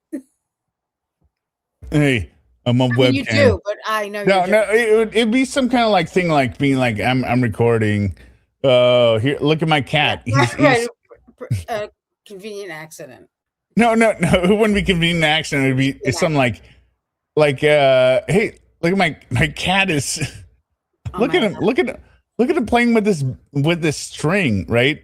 And then it's a video, right? But then like I stop recording him, and then I turn it over, and then it's not like shut off or whatever. But I don't watch the beginning and end, and then I just send the video. Just like Derek does the same thing, right? He's in the classroom with his students, right? And then he's just doing a funny meme, and then he drops it down, and he's like showing his dick, and they're like, "Come on."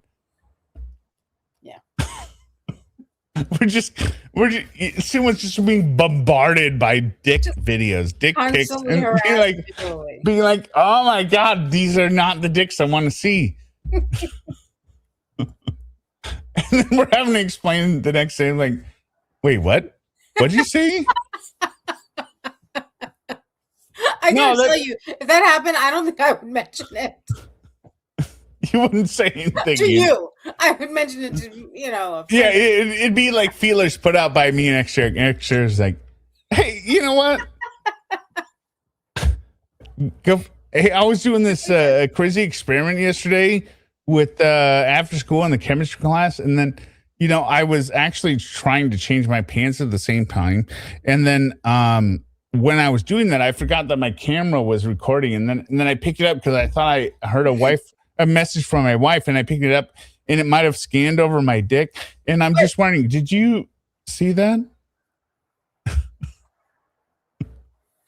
I'd be like, my internet is out. All right, so we're gonna go with you want an outro, and then Kayla's special 80s. I think we're planning on doing Diane Downs maybe on Saturday, hopefully. Probation 2010 Part 1. And we got to get back to Lauren.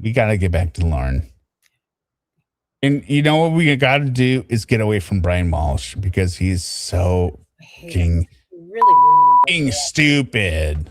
All right, Suba, do you want to say anything before we go out? Thank you for being a friend, for having me here, and for not showing me your penis all the time. Thank you for being a friend. Friend doesn't show me your penis all the time.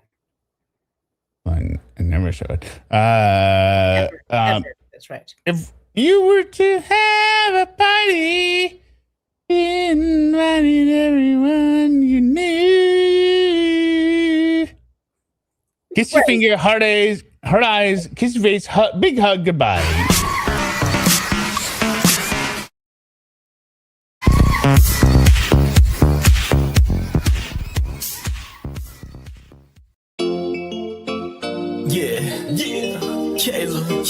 Kayla Marie, come on.